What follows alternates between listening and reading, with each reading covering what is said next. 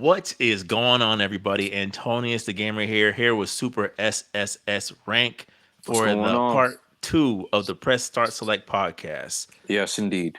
Now, if you guys have already listened to part one, it was with me and Tim. We call it the red version. Today we're dropping the blue version. You know, a little Pokemon reference for all the old heads, all the millennials that check in. You know, so basically we're taking a different approach, obviously with a different person to some of the same topics because scheduling and day to day and nine to fives. Yeah, man. You know the usual, guys. So Yeah, we're here, man. Thank you for joining us, and for sure. let's get into the topics, man. What do you got, Yeah, Ant? What do you yeah. got? Let's get into the next thing that they're gonna get upset about us for being right, right? Like that's always Yeah, how it right. goes. What are y'all talking about? This is a wild take, and then the data hits, and it's like, was it? Was it a wild take? Was it really? We're just a little bit more advanced than the Yeah, regular people, and it's okay. It's okay. right. It's not it doesn't come from a malicious place, like a all knowing place. It's just like this is what we observed Mm-hmm. before it came down. You know, the grapevine. But yeah, to get right into it, we'll kind of go in order from what I did with Tim. GTA 6, right? It's one of the first big news topics of the past week or so. GTA 6 officially got delayed. Like I was saying with Tim, we all kind of knew deep down it was more than likely going to happen. There was, one trailer in 2 years and a bunch of like tweets from the like one of the CEOs is like not really indicative of like a set time. So, of course, even though he was like everything's on track, it is now delayed till May of next year. And I guess as sort of an apology, they dropped a shadow trailer of how the game is looking now. So, what did you think one of the trailer, and what do you think about it being delayed till next May? Um, I think it was. I think it was a lot better. It was a lot better handled than it was for GTA 5 because GTA 5 had yo, it's coming out tomorrow. What? Yeah. That name, that right? We decided to hold it back another 2 years or a year and a half. So, Mm, you know what I'm saying? It's handled a lot better. One, and I kind of expected it because this game took longer than GTA 5 to come out. mm, And then after that, the trailer, the trailer was what I expected it to be. Also, I'll add on this after this, but yeah, the trailer was exactly what I expected it to be. It was no, I'm not gonna say the trailer was what I expected it to be. The trailer was good. It was different. I was like, okay, you know what? I see that there's a story going on here. mm. This is gonna be interesting. This is definitely Florida. I was shocked for them to have play some Haitian music, compa. Yeah. I was actually shocked. So I was like, okay, well, okay, I guess this is an official apology, for the Tim kind of pointed out, like, I mean, they are kind of showing the same black stereotypes, just in a different demographic. mm, I mean, GTA is an exaggeration of the world we're in. So, That's what I said you know, too. I was like, I agreed with him. I'm like, I would like to see a little bit more like white collar crime this time around, rather than yeah, like, just okay, you're around the gangs or the shadier looking people. But I'm just like, I know that hairstyle in South Florida and what that usually is associated with. That's kind of my thought process. yeah. You know what? You're right, and I think I think there's gonna be that.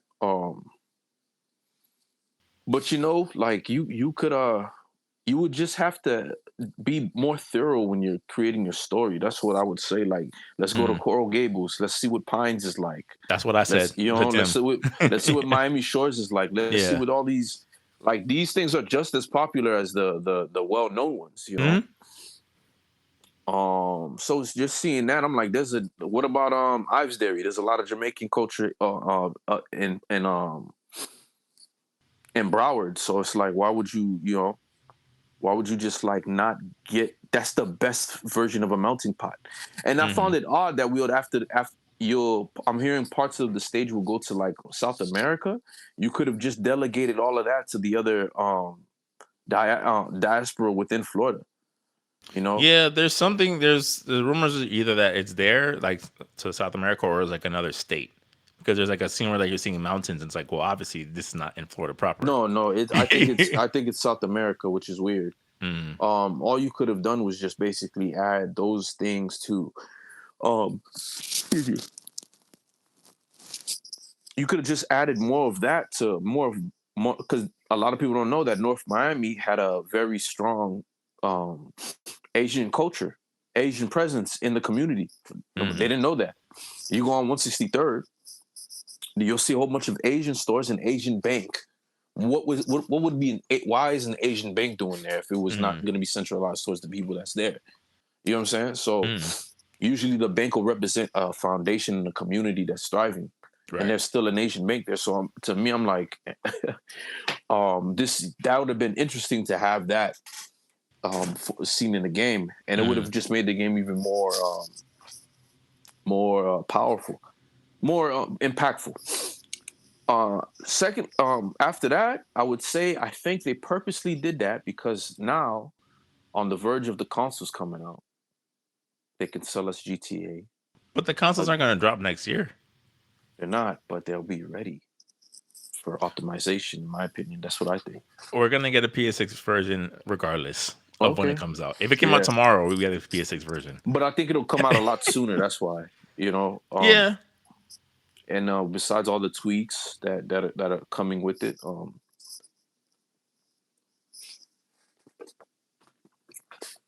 besides all the tweaks that are coming with it, yeah. So far, everything is cool.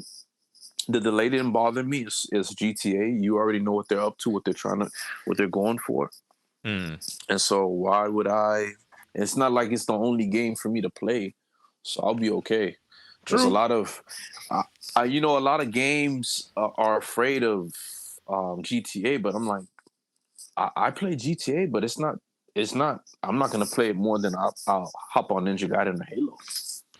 Yeah, but I think that's also more so because you're not a casual gamer like myself, Yeah. right? Or like Tim. It's like we're gonna play a variety of different games, pick a game up, put a game down, things like that. But if you were to kind of pull that microscope back a little bit more, it's just like most people are still playing Grand Theft Auto 5 online right now. Is what I'm saying. It's like some people it's like that is the game they buy. Like I could put 100+ hours into this.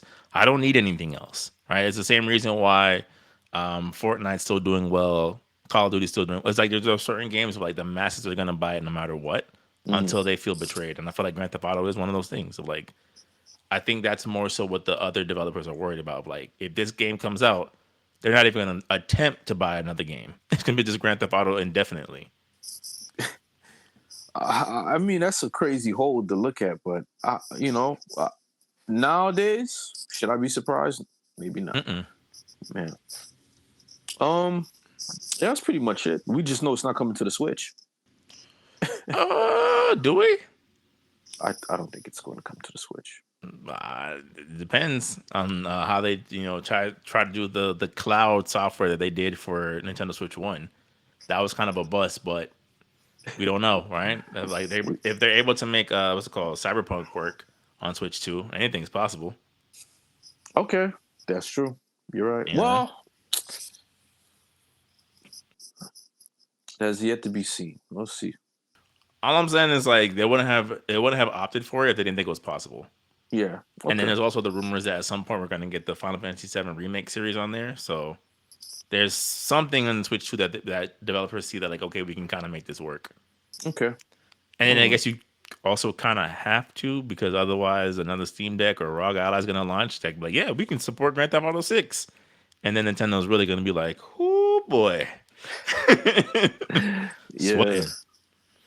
I didn't really have any like my thoughts on it. Just to kind of recap for people who didn't watch the version I did with Tim, I was probably the most underwhelmed out of the three of us. It seems like when it came to the trailer, because I feel Hmm. like the focal point that everyone was talking about with Grand Theft Auto 6 was like it was the animations and the detail, and I'm like, that's kind of what Rockstar is known for at this point. Like Red Dead Redemption 2 is one of the most beautiful looking games on PS4. You know, say like ever since I want to say Grand Theft Auto 4, they haven't really dropped an underwhelming game visually for that time frame. So it's like to me, I'm like, yes, the graphics are good, yes, the animations are good, but that's kind of on par, right? That's like saying like, oh, the fighting in Street Fighter is pretty good this time around. It's like it's never been bad. Like, Yeah. Yeah. It's never been bad. Yeah. there's been better versions, yes, but it's never been bad. So it's like to me, I was like, I got to keep it consistent across the board. I want to see full on gameplay at this Yeah, point. yeah, yeah. I'm over the whole like graphical fidelity. I'm over the whole like look at this overview. Show me gameplay. It's a video game. Okay, okay, That's got you. all. That's why I was like, I'm not saying it was like I wasn't disappointed. I'm just like that's what I'm looking for. And granted, it being in like a year out from today or a little bit more, it's like I understand they're gonna save the gameplay for later, probably like a month out. But I'm just like, for me, that's what would have been like. Yo, you could do that now I mean, in Grand Theft Auto. I really wanted a Bad Boys inspired story from Grand Theft Auto 6. I mean, this seems like it in a Bonnie and Clyde type of way. This reminds me more of Out of Time when I think about it. We'll see. Yeah, and I say that for a specific certain shots, certain scenes, certain characters, like kind of reminiscent of Out of Time, which was a good movie. I loved it. Mm. Um, but I really wanted it to be Bad Boys. Give me my fake version of Martin Lawrence and Will Smith, and after that, I said, man, give us, that's really what I wanted, man. I Um, mean, it sounds like you just want Sleeping Dogs too. To be honest, Sleeping Dogs 2. What will Sleeping Dogs 2 be? what you mean? It could be like Bad Boys, a cop or a series of two cops that walk the line between undercover and upholding the law, Well, trying I to think investigate like a it secret just organization. it just wouldn't have that flair because it would be like based in Korea, right? So that'll It be doesn't have more to be more along. I mean, I don't know. I don't know what they're planning to do with Sleeping Dogs. That's a Square Enix game, correct? at the time. At the I time, so I can't don't really know. have too much hope for Yeah, it, man. So is it? yeah, I don't think. I don't. Let me check. I don't think it's a Square Enix. or is it Adios Let me see. Montreal? Because it's like they're coming out with a movie for it, so I'm like, you're not gonna do anything with this Hmm. property anymore. Sleeping Dogs developers,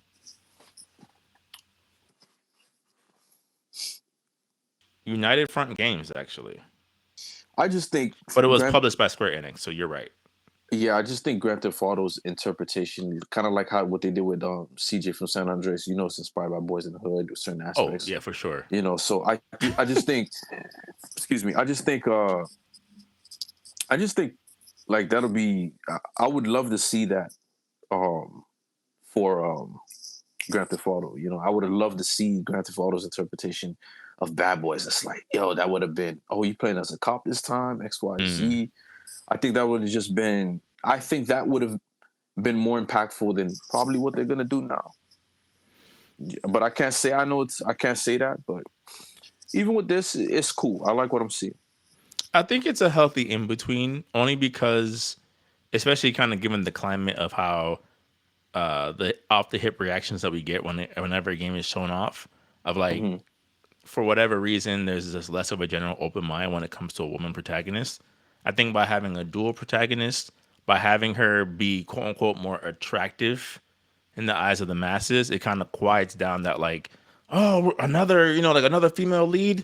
So tired of this. Like I think it kind of allows for like, you see what happens when good writing kind of takes place with a character. You don't care who the lead is, and if all else fails, you still have your man to switch to. Hmm. Your male character to switch to your testosterone fueled character if you really need that. I mean, yeah, I mean, if they're gonna buy the game, Yeah, and also too, like I also kind of feel like I'm like with Grand Theft Auto, like I don't think. I mean, three in Vice City is kind of in the air because three main character doesn't talk. But I'm like, there hasn't really been like an unlikable protagonist in any of the Grand Theft Auto games, in my opinion. I like. I don't. People love four. I I just think You don't rock with Nico, I'm San Andreas all day, bro. San but you don't Andreas. like four because it's not like San Andreas. You just didn't like four. I just didn't really care for four. Like, yeah, he's an immigrant trying to make it. Okay. That's No, for me, it didn't do it. You know what I'm saying? For me, it didn't do it. okay. Yeah, for me, it didn't do it. And then there was a lot of the mechanics that I loved in San Andreas that just didn't make a return. So, Yeah, but that hasn't that those was. mechanics haven't returned ever since. I think they're back in this one because there's parts where the homegirl is jacked. Right, but Yeah, we don't know. I think it's there. But I, yeah, again, to me, it would make sense to put it yeah. back in the game. But I'm like, in terms of like, if you're telling me that it's either you could have a more dense population or have muscle mechanics, give me the dense population. You know what I'm saying? Yeah, Like, got I'm you, not got you. too worried about giving him a six pack and having her look like like a female body, but like I'm not worried about that. No, no, no. I get You you. I know, get you. I get like you. Yeah, so. But I get you. Like, I do think that San Andreas. I kind of wish they had continued to build off of that rather than like yeah, abandon it. yeah. Like if they do a Red Dead, I would love to see a Django interpretation. I'm just saying, just throwing some stuff out there. Mm, But again, they don't believe in Red Dead. They already canceled the online, so you know. I do. My main hope that I didn't say with the part with Tim is like I do hope that they do a better job of walking the line between sim and video game, because hmm Red Dead 2 kind of leaned a little bit too heavily into sim, of like, hmm oh, if you want to get here in this time, you ride your horse, so you're gonna ride your horse. It's like, for fam, 30 minutes. yeah. I'm like, the mini map is way over there. Well, you better get to yeehawing. Like, it's like, what? And I gotta feed the horse, Some brush the people, horse, some people love that, man. They love that feed about it. myself, clean my gun. I think that's a strength. I think that's a strength for Red Dead, though. To be honest with you, No, that's what I'm saying. Like, I think I don't think it's a con. I just think the extent of like, remember that it's still a game. Gotcha. yeah, that's all I'm Yeah. saying. It's like, just remember that this is a game. So when you're like, yeah, if your horse dies in the game, it's dead for real. It's like, it's Death's Stranding. don't start a pot on that too much. Oh, we'll, we want to. Believe we'll me. wait for the debut for sure to kind of get our second round of negative feedback on that one. They went by. They went by. No, What you mean, man? They no, went by, bro. I'll share not it a with you, man. I'll share it with you, man. You got. great. I'll watch your gameplay. Well, I'll comment on your stream. I have no active interest in that game currently or in the Am- future. Amazon Worker 2.0. Yeah, what rubber bullets? DHL 2.0. Like, Yeah, bro. okay, No I got you. thanks. I got you. I got. All Not right, for man. me. Not for me, right? I'm not gonna call it trash. I'm just gonna say it's not for me. That's the thing of like I can't judge it because I'm not gonna play it. So That's good. Okay, fair enough. Fair enough. Fair enough. so speaking of things getting played and not played potentially, one of the next big topics that we've all been waiting for your opinion on it because you were the champion of it. hmm Xbox has announced their latest plan. Who knows? By the time next week, it'll probably change again. Where they're now raising the cost of their consoles across the board from the S to X. Everything's getting a price jump. Future games, depending on the game, will be $80. And yeah, and God exclusives continue to come to PlayStation.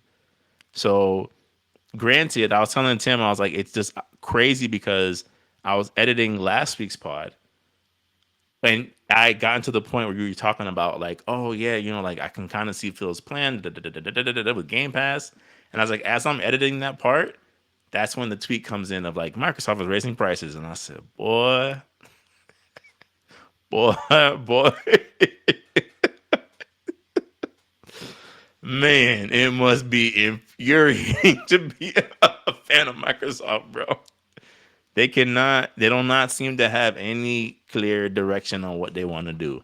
But what were your thoughts on seeing the price raise announcement and their latest plan, pretty much? I mean, I don't like at first, and still, I'm okay. The console is like 5 years old. What are you doing raising prices on your system? Yeah. Sony rose its prices in certain countries, right? Mm-hmm. Even in Japan, it rose its prices. I think, right? Mm-hmm. Except here, and it's a 5-year old console. So, what's the like? If anybody's gonna buy an Xbox, it's not gonna be now more than ever. Right. Um, which is bizarre. And I'm just trying to figure out. So, what do you guys want? More people? Do you want more people to have Xboxes or less? Right? Because you're already behind. So you jacking up the prices. So unless you're already dead set on making this the standard pricing for your next console, which I mean, it just didn't make any sense to me because this is a 5-year old product. So we're gonna start doing this next gen cycle. We're just gonna hike up the prices. So I mean, you're just weeding. You're working against yourself, in my opinion, because now you're weeding people out of actually owning a console. Right. Like we're sorry to say, I'm not Steve Jobs, but Apple or Android is not gonna make phones dedicated to playing games. They're just not. You know, I can't say not ever, but I don't. I it'll don't. happen eventually when the Yeah. cost of it is the same price of a shoelace of Right. Right. Right. manufacturing a shoelace. And Hmm. by that time, we'll already be in 9K, and people will be using their Apple Vision Pro headsets that are integrated into, just reading other Apple Vision Pro headsets and so on and so forth. It's just like I don't think it's wise. It's always that was a very weird thing that take place, and they're just happy Nintendo did it first. So yeah, let's do it. And that was the thing that kind of confused me. I was like, because at least with Nintendo, even though I don't think it's okay, all right, we're gonna get to Nintendo soon, also. But I'm like, at least with Nintendo, it's like at least they're kind of hiding it behind a new product, right? It's like here's our things. This is for a system that hasn't come out yet, for games that haven't come out yet. So at least you can hide behind it's a new product. With Xbox, it's like this is the same product, literally the same product. It's not like you dropped the Xbox Series X Pro. Yeah, definitely Like, not. And that was my thoughts. I was like, okay, how is this gonna benefit the people? You're winning with Game Pass, and now you cut people out from owning the system to play Game Pass.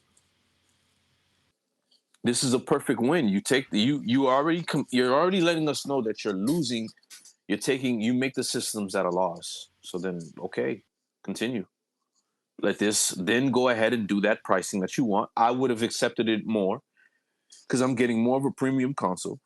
But hmm. now, if this is the case, I'll just go on PC. Unless you guys don't want people to buy consoles anymore to have an excuse, That's a possibility. then okay, that's it. Then, because for me, I'm just like, you know what? I'm just gonna build my PC. Why am I gonna waste my time buying a PS4, buying a PS5, buying an Xbox Series S when they're hiking up the prices to PC prices to where if I paid that plus a little bit 500, if I pay at least 1,500, I'll get myself something for a long, long time because the games aren't going to improve any better. It's just going to be more efficient than from where we are right now. So why not?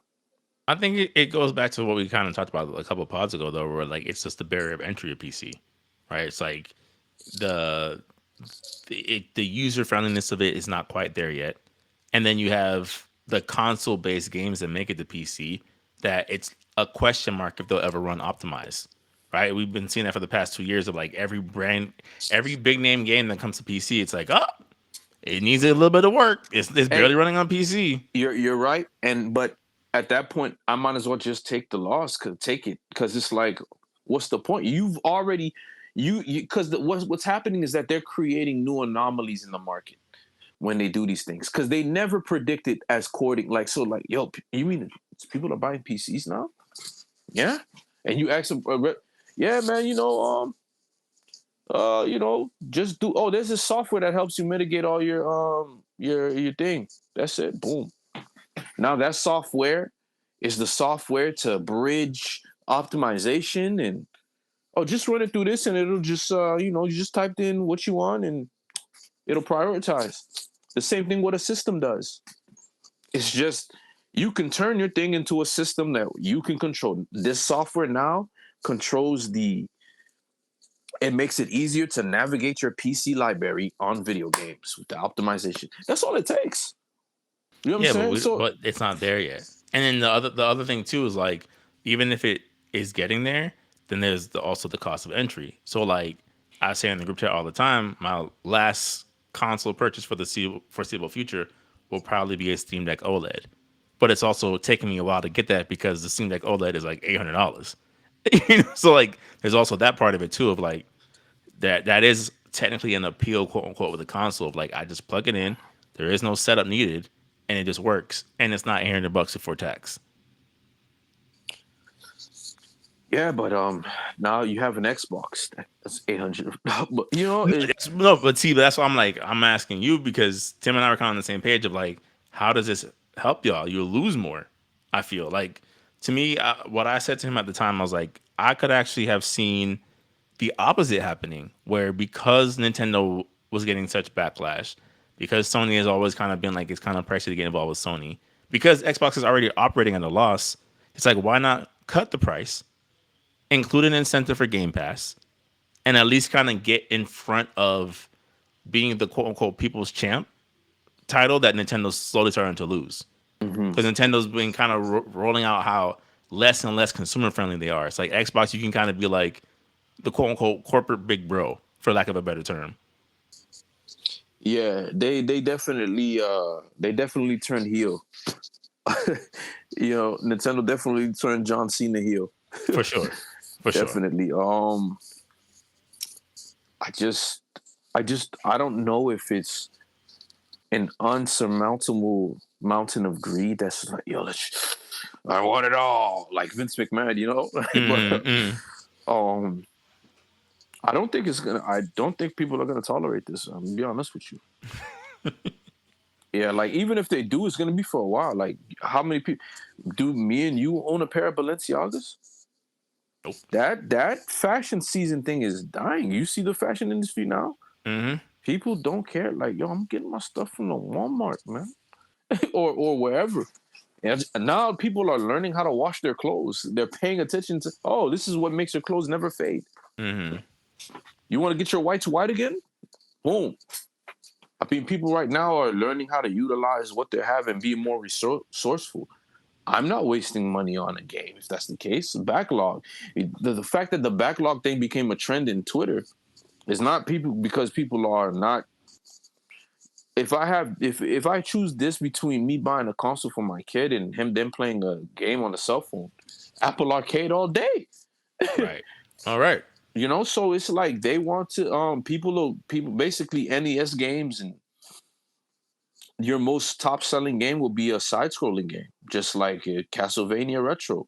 That's Mm-hmm. what people will pay. Or you get your Subway Surf loop games, Mm-hmm. Mm-hmm. you know? So they think that everybody's going to stop and, oh man, look at Last of Us. People are loving this. Da, da, da, da, da, da. But the thing is, HBO Go is not built off of Last of Us. HBO Go is built off, or HBO Max is built off a history of award winning shows and movies that stand the test of time. Mm-hmm. So to say that Last of Us is going to change the gaming industry, no, it's just an add-on. It just creates a very niche avenue of approval or a ranking system for that particular thing. Right. And with what's going on, Xbox is definitely you know you're preventing people from entering the brand that you want people to enter. Yeah, which is it's like on one hand I get the whole thing of like, well, the internal belief of like we feel like we can compete. Like I've said it for the longest time. I'm like I do think when it comes to general UI or even just the way certain features are set up, I do think the Xbox Series X presents more of a console experience than a PlayStation 5 does. Mm-hmm. But that reality doesn't translate to the sales numbers of like I understand that you guys do it is a good product. Like I will never sit there and say with a straight face an Xbox Series X is trash. Never. But the thing is, like, you haven't been able to convince the wider market to buy it, and it's not gonna help you any further when you're like, And it would have. You guys just killed your momentum. yeah, yeah, What's day one? Oh, Oblivion. Now Doom Dark Ages is day one on the series. People are going crazy for it, and this is like, hmm yeah, but it's like $800 to get an Xbox Series X for what, man? I ain't paying that. And yeah, like the momentum was there. People were like, you know what? I might get me a Series X. This would have been the icing on the cake. You could have jacked the prices. Next console generation drops. hmm And then I wouldn't have been as mad because you redeemed yourself in my eyes. yeah. Or the masses wouldn't have. You would have won your campaign. Boom. Xbox for president, 2026. No, for sure. And Because now, to your point of like, especially with the amount of games that have been dropping this year and the amount of like generally good reviews those games have been getting, it's all about perception.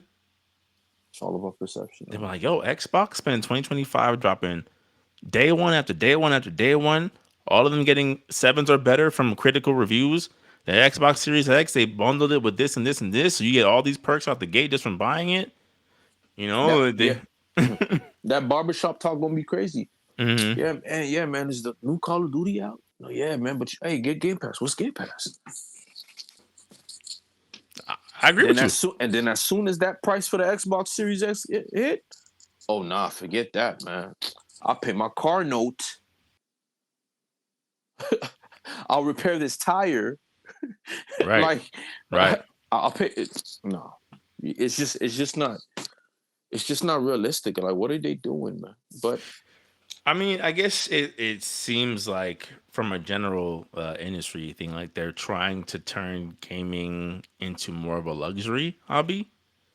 Which is why I kind of went with the title we went with for this episode of like the backlog year, because of like, okay, I guess I will have plenty of time for my catalog because I'm not buying any of this.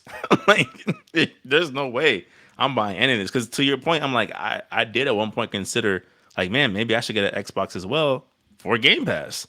You know, if I can get one at a good price, I'll use it for a lot of the day one stuff. It'll probably help me with streaming newer games and call it a day. And then it's like, nope, it's going up by $130. It's like, well, never mind. yeah, like maybe they're thinking because Grand Theft Auto's coming out and the price that it's gonna be, people don't care. They're gonna buy the console at whatever price if that's what they're going for. But why would I buy Xbox? I'll just buy a PS5 Pro. If that's the case. I'm just saying. I'm just saying. Because now, well, my library is on here. That's a talking point. You know, hmm me and you are attached to our libraries, bro. hmm If right now Sony had almost nearly every PlayStation game, PS1 game, PS2 game available on the PlayStation's services would be 20 times hmm more profitable. What you mean? I get to play the first Metal Gear Solid. Don't sell this to me again. But excuse me. But the thing with Sony's strategy is that they want to sell you the same thing over and over again. Clearly, So it's been made no more obvious in this generation of like yeah, we are gonna pay, repackage the work. PlayStation pay to play. Yep, You baking know what I'm soda saying? residue. I'm gone with the other two. Just,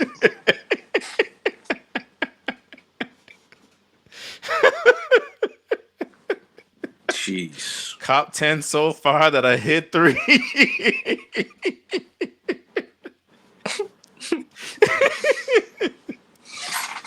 Oh my god. This cannot be. This is we're not real. This is not real, man. This reality is beyond. I just don't know. They're like, you know what? I did they come together, all three parties, to say, listen, we don't want to sell consoles anymore. How can we destroy the industry to where only people with Balenciagas for that go to sleep in Balenciaga, wake up in Giorgio Armani can like, you know, we want to sell a gold plate. Yeah, once I saw a Gucci covered Xbox Series X, I said, "What? Who is this for?" I think, and this is my like long shot theory. I think it's a mixture of a couple of things. I think that video that I sent you guys the other day, where the lady was breaking down what caused the industry to slowly have its collapse, plays a Mm, part. You yeah, know, where it's like they were seeing all this explosive growth, which we talked about to some degree, and they thought that it would sustain itself. And now that it's not, like you said multiple times, there are investors who got in on the games market that don't need to be in the games market, that don't realize that games aren't like a new piece of tech. That's not how it works over here. And now they're like, well, I'm not getting what I invested. The live service thing isn't working. I need to make a profit. I need to see profits somewhere. And I feel like that whole thing of like, okay, what have we done in the past that the general audience seems to be okay with? And the answer has been to raise prices, right? Like, if you think about it, we weren't seeing $70 games until I think it was what, NBA 2K14 dropped. And they're like, it's going to be $70 because it's a next gen experience. And then everything all of a sudden was a next gen experience. And people were mad, but after a while, we got accustomed to it. So I think to some degree, I think that's kind of what the mindset is now of like, well, they'll be upset, they'll get pushed back, they'll be pushed back initially, but people will deal with it. Or we just need, like you said, the ones we don't need a lot of people. We just need the whales, the Balenciaga buying, Rodeo Drive shopping people to buy up most of these things, to buy the $40 microtransaction. Okay, so my thing is like you're gonna be doing to us what the third world countries suffer from whenever they see an Xbox or another game to play. So you're ruling these people out. Now you ruled everybody else, your main units in the US. Like we're going through a tough time and you want to raise prices and blame it on external forces, which has just almost all of it is now being resolved. Right. And not So even that. You're also talking about billion and trillion dollar companies. This ain't yeah, mom and pop. which wait. They just made another million right now.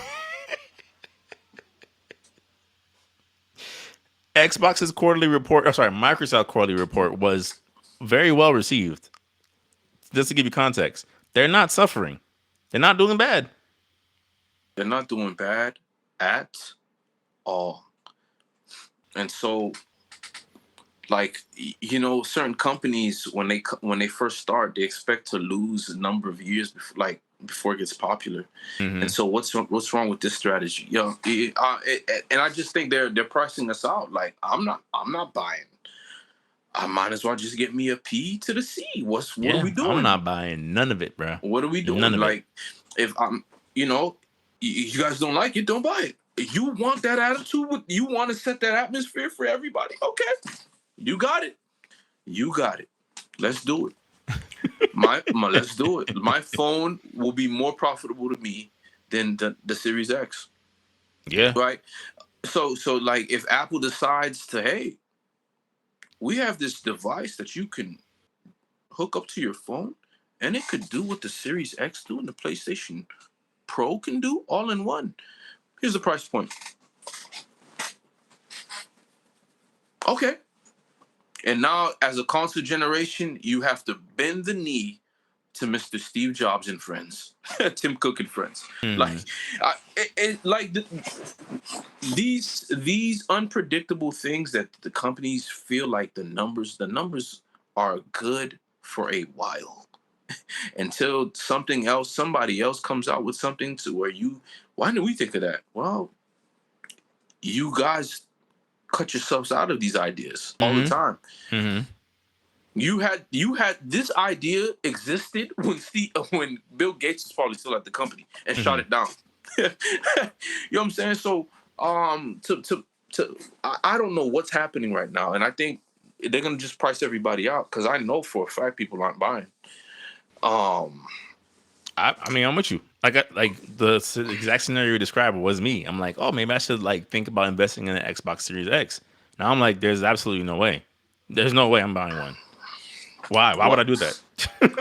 and it's not like the Series S is gonna help you experience the best to invest Yeah, it's in not gonna. games. It's not gonna get it done.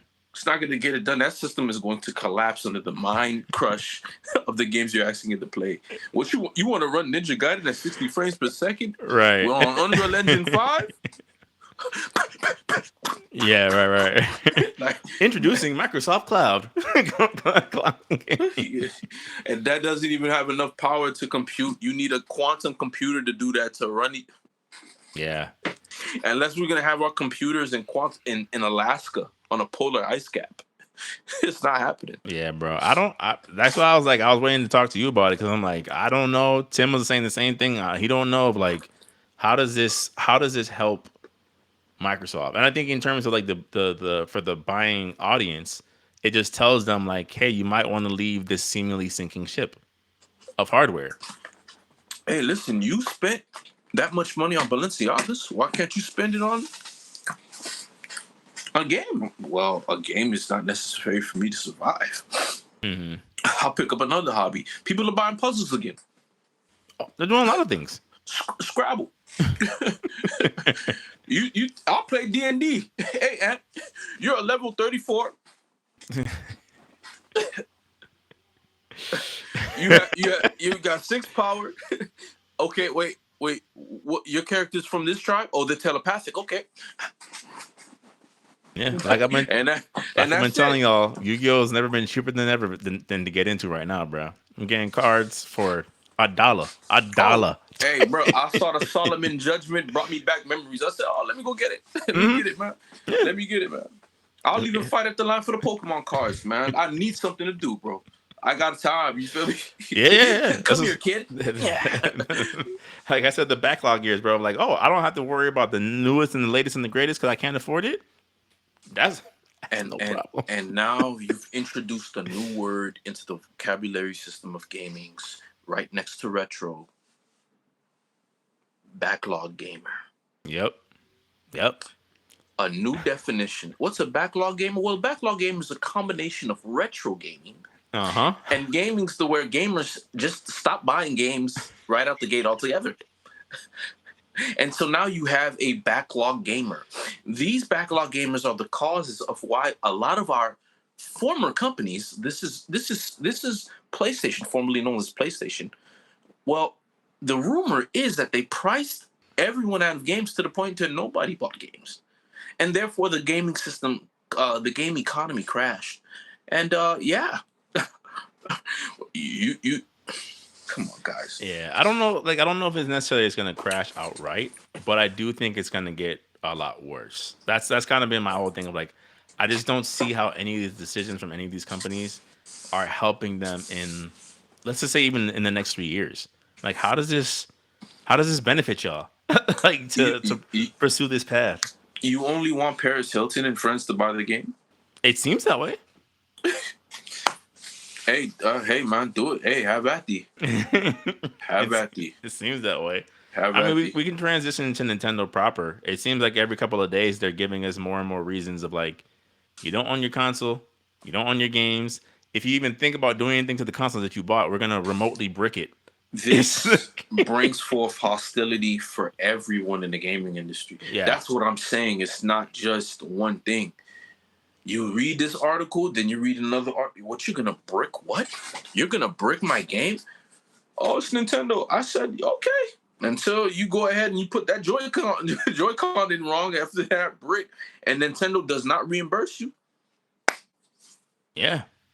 Hey, how convenient is it for me to send my Switch all the way to Japan and for me to get it back? And God forbid something doesn't happen again to where, stuff shut down. Then what? Well, I mean, they're trying to turn themselves essentially. I can't even say into Apple, into Tesla, right? Where Tesla's set up in a certain way of like, if you have a Tesla that needs to repair, that needs repairs, there's not like a third party Tesla shop. You have to go to Tesla to get your Tesla fixed, and the Yeah. price is the price. And I think Nintendo is kind of moving that way as well, of where it's like, we don't want any third party Nintendo nothing. Get a Joy-Con, get another Joy-Con, get your consoles fixed by us. Don't mod, don't alter, don't no. Nintendo. Okay. And so to that I say, Chips Ahoy, swap the deck, raise the sails, straight ahead, right through. Yo, I'm getting the devil fruit. Former admiral, call me whatever. Pirate fruit. That's all you're gonna get, man. Hacker fruit. That's Right, all the you're gonna get, man. fruit, the emulator fruit. Hey, if I gotta hire somebody on the black market to say, hey, listen, say I pay you a small fee to do this, well, okay, let's do it. I was watching another podcast, the Gaming Illuminati, Mm, and Ethos on there was saying that like Nintendo. I'm like summing up his words, but pretty much he was saying like Nintendo in their attempt to restrict like modding and things like that, basically are opening the door for more modding and emulating and pirating, because it's like you're doing these things now. You are notorious. You're like the company more so than any other company, right? Because like you said, Xbox will give you your backlog. or Xbox will give you your past games. Sony will at least sell it to you again. Nintendo, we talk about it in the chat all the time. I'm like, fam, I cannot physically get the older Pokemon games at a reasonable price. It's nowhere to be found. I can either get Nintendo Switch Online and rent it indefinitely, or spend hundreds of dollars because they're not manufactured anymore and they never put out another port. No, and my thing is like Nintendo's. You like a game like Super Smash Brothers. Don't you think it'd be beneficial for getting exposure? They cut all the tournaments. They kill all the tournaments. They kill any way for you to play the game online. Mm-hmm. God forbid you play the music. God forbid. You know what I'm saying? And then like, yo, listen, they're flagging my video down because I gave you a tutorial. It's just the behavior of Nintendo is downright disgusting, man. And I just really don't believe people are gonna set their sights on put the sights on things that are more important. Mm-hmm. You want people to stop enjoying your product, then you're gonna just turn it into a museum. Why you're gonna build Nintendo Land, but this is how you treat us with when it comes to um, buying your products that Mm-hmm. allowed you to build a Nintendo Land? Oh, forget it, homie. Yeah. I just that's where my thoughts are, man. That's how strongly I feel about it. But you don't think that some of it has to do with I would call it almost like the Pokemon syndrome, right? The Pokemon effect of like, again, another thing that we joke about in the group chat. Like I tell Tim all the time, I'm like, Pokemon has continuously given you guys less and less and less and less over the years, and still puts up record numbers. Scarlet and Violet went viral for how broken it was, and still sold millions of copies. So part of me thinks like Nintendo is like we have such a stranglehold on all the nostalgia video game IP that even if we turn our backs on them, there's a casual gamer that's like, "Ooh, new Mario, ooh, new Zelda," and that's all they want. They don't want like I think they're like okay. It seems like with like the more in the know crowd, or Ooh, like we new just want the Zelda. casuals. Ooh, new Zelda. Wait, The am I price. am I seeing that correctly? Hold up, how much is the console?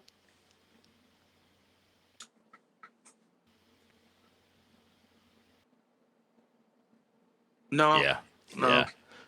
True story, bro. I was talking to one of my wife's friends, and we were talking about video games, of course. And he didn't Mm-hmm. know that the Switch 2 was coming out. He's like, "Oh, they dropped," because he has a Switch. We were both talking about Switch games, whatever. And he's like, "Oh, they had a Switch 2 coming out." I said, "Yeah." I said, "But people are kind of like up in arms about the price." He was like, "Oh, what's the price?" I said, "It's 450." He said, 450 for a Switch? I said, "Yeah." And he was like, "I might as well get a PS5." I said,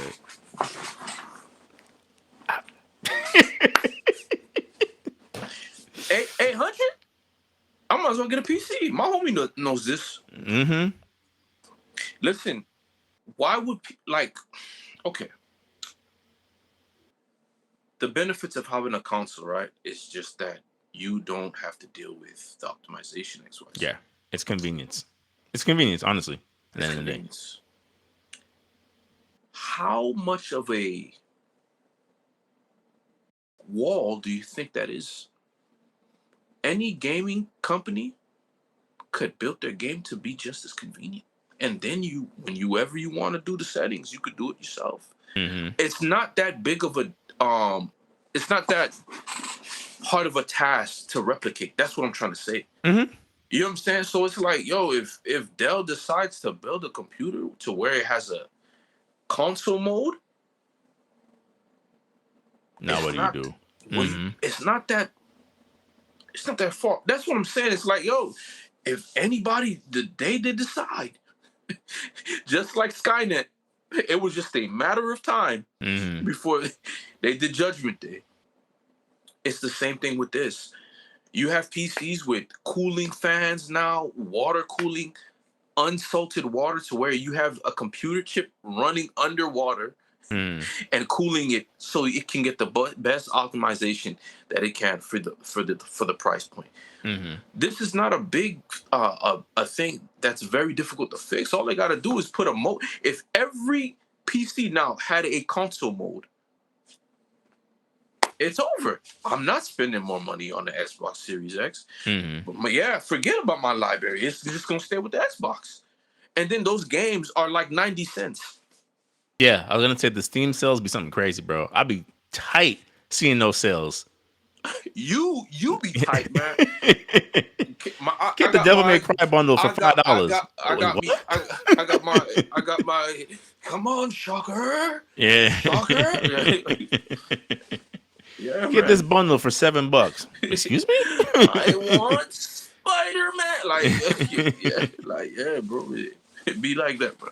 And Yeah. I just don't think it's I'm just surprised sometimes at how blind these companies are. But I But don't we've opened the door for them to get this way, bro. That's the thing. Like, there's been so many instances, and we talked about this before, like on previous pods. I'm like, there's been so many times where like the gamers had, I guess, the company's dead to rights of like, you don't have to accept this from them. And mm-hmm, outside of a very rare occasions, most of the gamers complain out loud and they end up buying it anyway. And that's kind of been my frustration with the greater gaming community for the longest period of time of like, you guys talk and yell and it's like a little kid. It's like but I still want it. mm-hmm. Like that's kind of the vibe I get from them of like, there's gonna be people who are gonna be working a third job just so they can have a Nintendo Switch 2 and be feel like they're among. It's just like you don't. Why do you feel that you have to do that? No, bro, trust me, dog. It's either butter or your electronics. No, come on, come on, bro. It's not gonna happen, man. It's not gonna happen, fam. Like, bro, let's be real, kid. I'm gonna be at Wendy's every day. Right? Give It's me the butter or Bowser. give me give me the biggie Like- bag. Give me the biggie bag. The barbecue sauce, Polynesian, whatever. For real. Yeah, I'll pay the extra 25 cents for condiments. It's fine. Yeah, Treat myself tonight. what that between a Chick-fil-A sandwich? Get that or a public sub? Go home. Go home. Yeah, bro. Look. I again, the internet sometimes is not a real place. So for as much as I see the discourse online about what Nintendo's practices, we'll see in the months and weeks coming, especially after June 5th, if any of this had any type of weight. I Because think it at the end of the will, day, bro. companies got to look at it like, I'm sure the company's looking at it like, I don't have to sell a lot. I just have to sell enough. And I to be honest with you, it's gonna be a Wii U for the wrong reasons. Mm. That's what I think. It's Mm. gonna be a Wii U for the wrong reasons. Um, because the 64 was a great device, but the fall of it, the GameCube was also a great device, but the GameCube, like it, the game, what the GameCube did was what I see they're doing with people. People, the price point, bro, Mm. is the price point. Had the the GameCube technically had the best graphics out of some of the best graphics between the Xbox and the GameCube. They had the highest caliber of graphics. Mm. Proven. There's no questions about it. Because that Resident Evil 4 made no sense looking that good on that thing. Mm.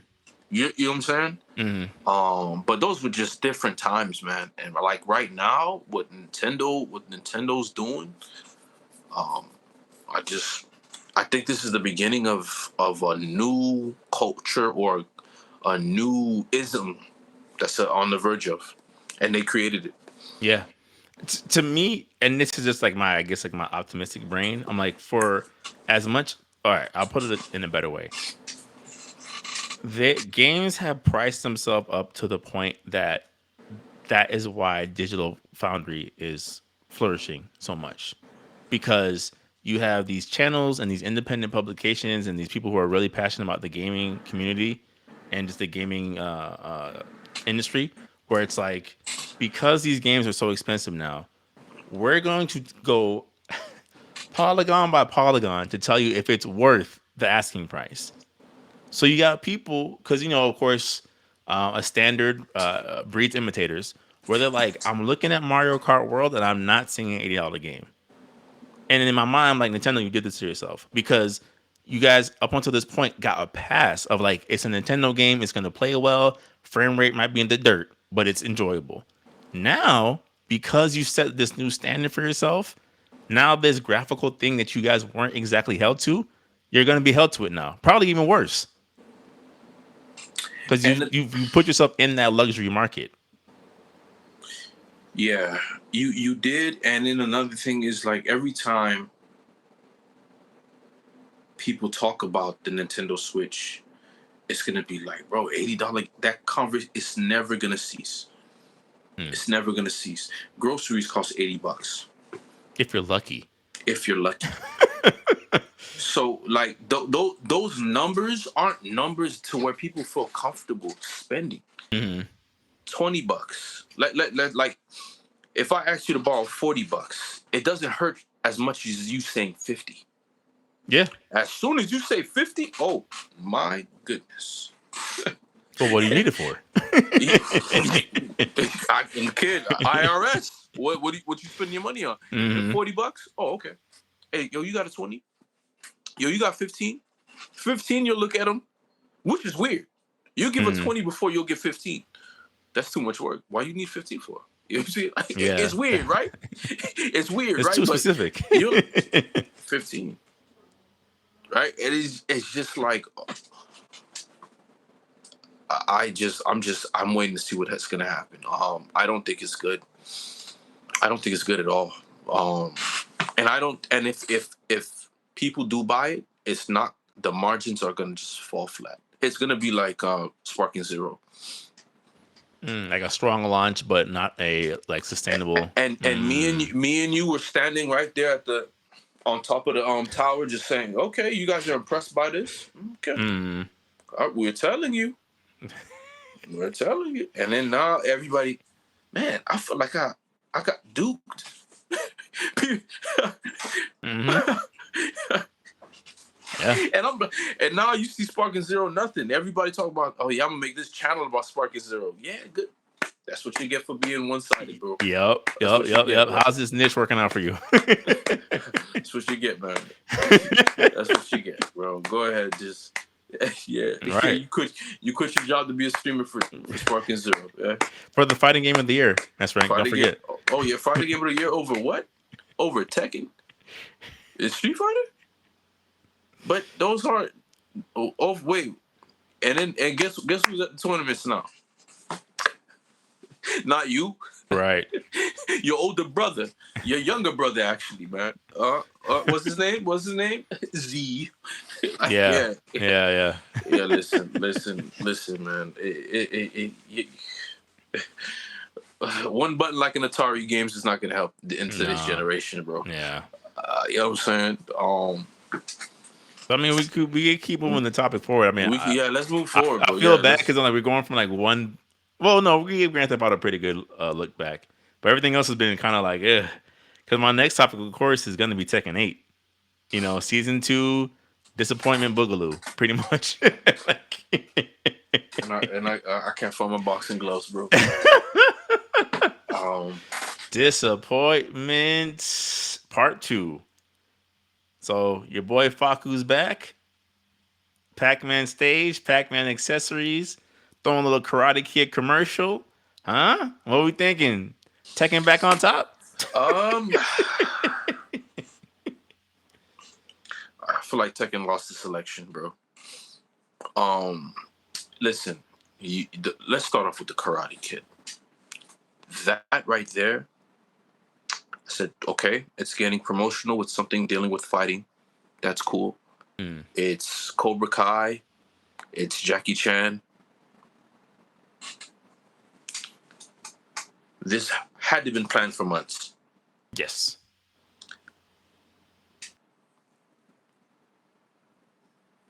Knowing that you have a character inspired by Mr. Chan, Mm-hmm. it didn't make any sense to associate him with the notorious fighter Lei. And on top of that, you could have did all your gi outfit dudes Yep. with Mr. Miyagi outfit. You could have brought back that other old guy from, I mean, his outfit or whatever. I'm not saying he needed to come back in the game. Mm-hmm. But this is something to where if you're selling me foam posits, Tekken foam posits, I'll accept that.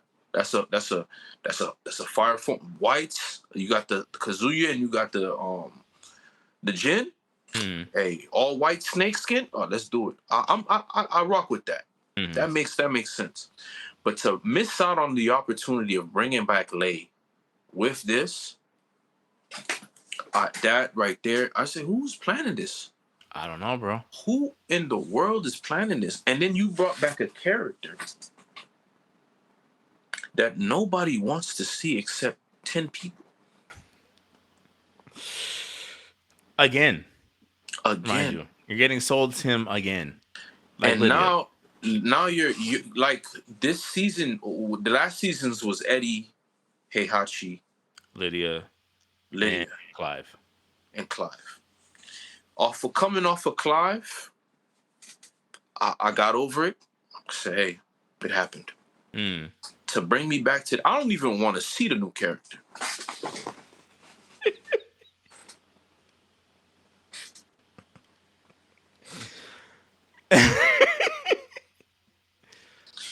And returning character got me even. I said, what does that mean? You gonna bring back Akuma? Maybe, maybe you're That right. that At the rate we're going. that season pass, bruh. That season two, but elephant, rhino, hippopotamus, African Sahara after eating a bowl of moist grass and grazing, but just horse flies Yeah. in between the cracks of the rhinoceros, but Yeah. and stained elephant trunk digging in like okay. Because remember last part you were saying like, oh, it's partially the community's fault. I'm like, I don't think it is. It no, in the sense that it's partially the community's fault in the sense that they don't take their time. Like you can't just get mad and be like, yo, fire this guy.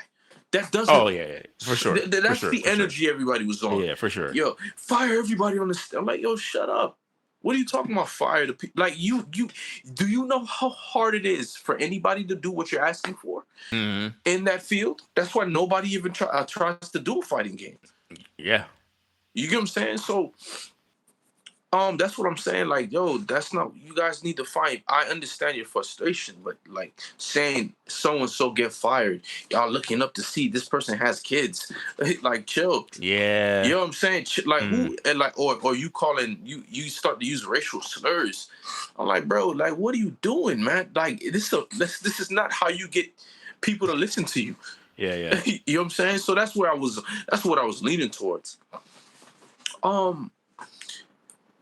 Back to the Karate Kid promotion. Like wasn't really the biggest fan of it, but at the same time, if you guys want Tekken to grow, I said okay, I wouldn't mind if I could find the same Tekken jacket at a Nike store. That's cool, Mm. right? That's cool. You get this Tekken jacket, you buy this jacket, and you get the like yo, hey man, find a way to make it. I Mm. wouldn't be mad at it because everybody's looking for King's gear from the 19 from Tekken 2. I'm Mm. like, okay, do that then. I like at this point, I'm not mad at microtransactions because hey, get it how you can, just make it worthwhile. Yeah. But with this season pass, I wasn't even mad at this and having the seasons. Like, yo, what am I getting for it? You're giving me the same characters. You're selling me Eddie Gordo, who should already be in the main roster. You're selling me Lydia again. Did something happen to her for her to change up completely in the story? No. Mm-hmm. Then you sell me Heihachi. Then you Heihachi. Okay, whatever. No. No. No. I say whatever because had that been the last part of a better um a better season, I wouldn't have been as mad. But this, plus the story that y'all gave us,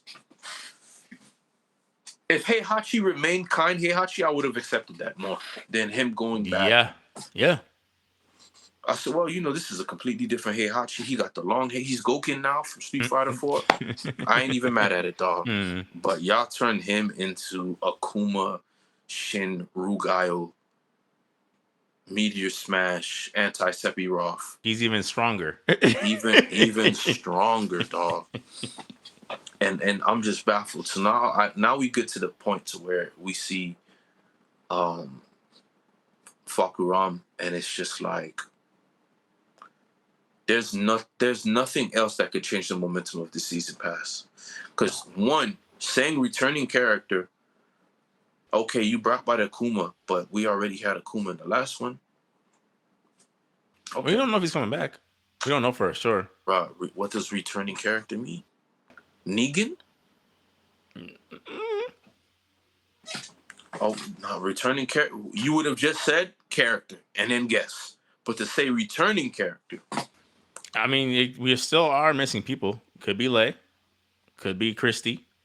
Could be Armored King. I don't know.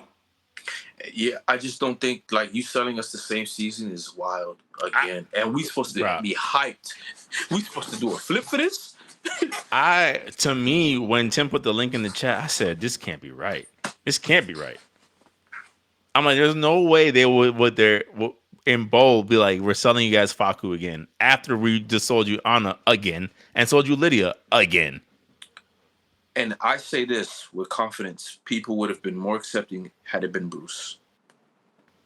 With a new look, more combos added. I'm just saying. But wow, bro. No, you're probably right, especially because we haven't seen him since Tekken 6. Like it would have been like, oh, okay. Someone who wasn't in Tekken 7 already. And if Marduk comes back, you could forget it. Marduk is one of the most hated characters. They probably won't be that oblivious. I would hope, but again, given how they've handled it so far, I'm just like, I mean, honestly. Hey, yeah, guys. I mean, to be real with you, Ant, I've already, I folded my clothing. I already committed to Hirakiri.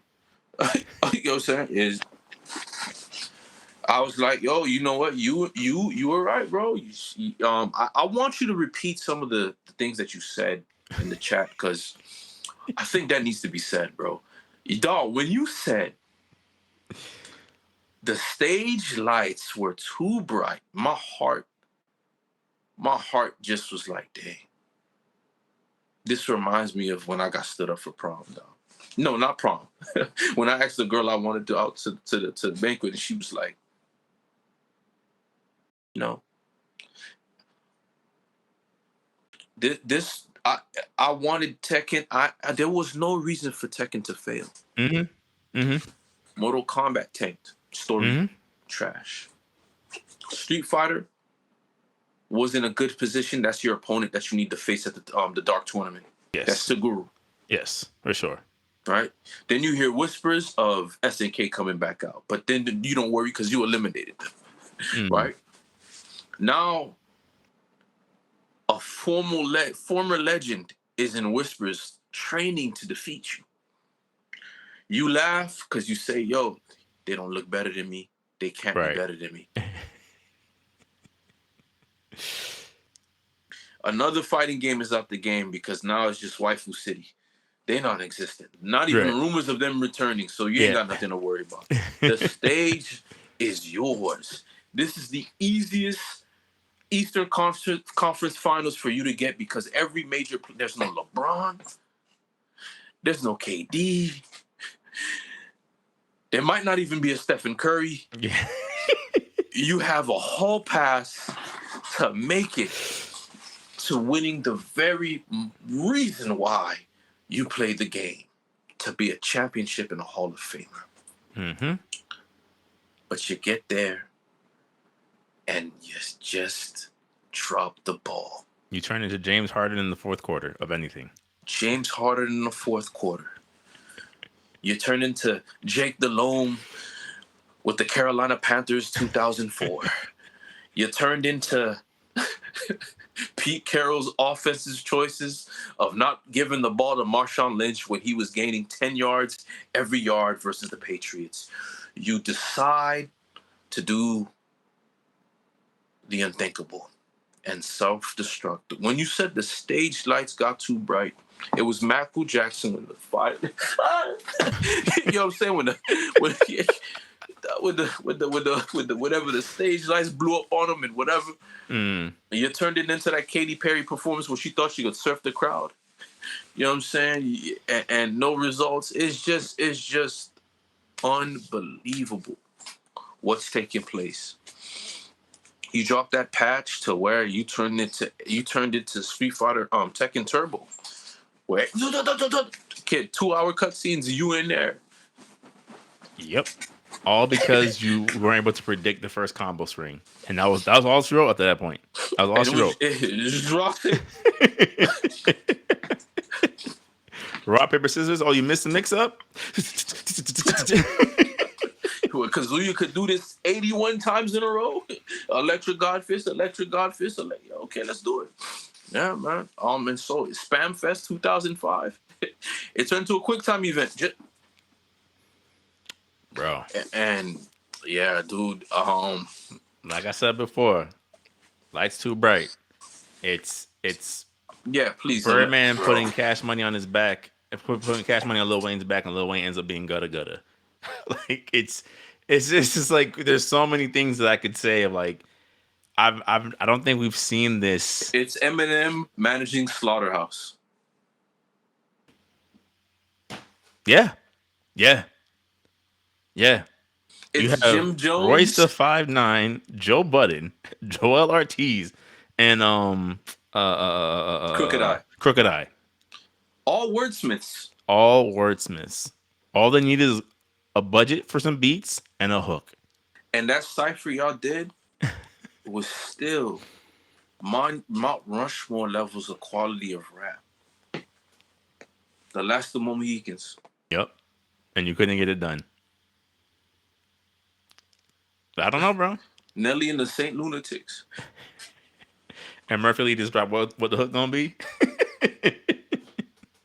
Not in my house is playing the NBA Street Volume 2 at the same time. Not in my house. You might catch me on the road, but not in my... they don't.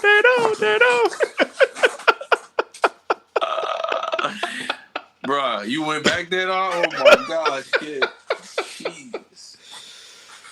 Yeah, bro. Fam, I'm just like, bro, there's no what this game should have been Olive Garden bread, man.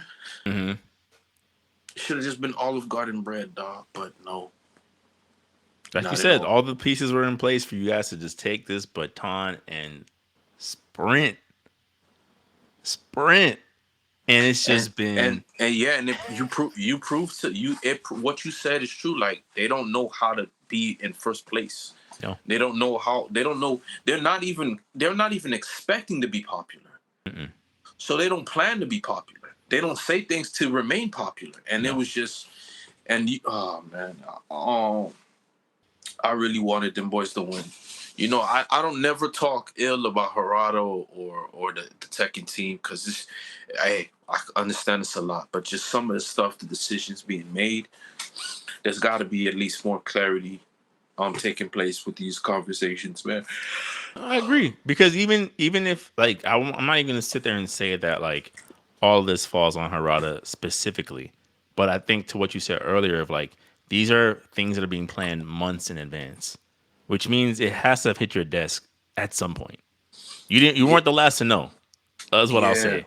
yeah, man. Like yo, Final Fantasy was a unforeseen tragedy. Final Fantasy 16 because I was playing it. I said, okay, when am I gonna get more combos? When am I gonna travel to a new world? Or um wait.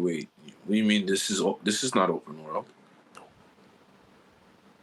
All you had to do was build 15. All you had to do was build 15 with more talking NPCs. That's And all you had to do. what's crazy about it is like you're seeing this as you're playing 16, which again I will stand by has some really good boss fights. I'll stand by that. But like you're seeing 16 and then you're seeing 7 Rebirth being made by the same company, and you're like, why aren't you This. this? Like, And then you see Forspoken, and you're like, wait, she would have been a great character in Final Fantasy 16 yep. as gameplay. Especially if she's built off the same engine that you ended up using for 16. And you know what I would have done, bro? Since I was the guy that worked on Devil May Cry.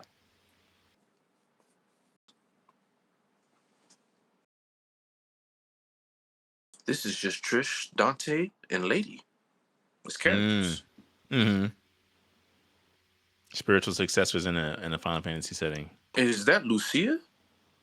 Is that V? Is that Virgil? In a Game of Thrones setting?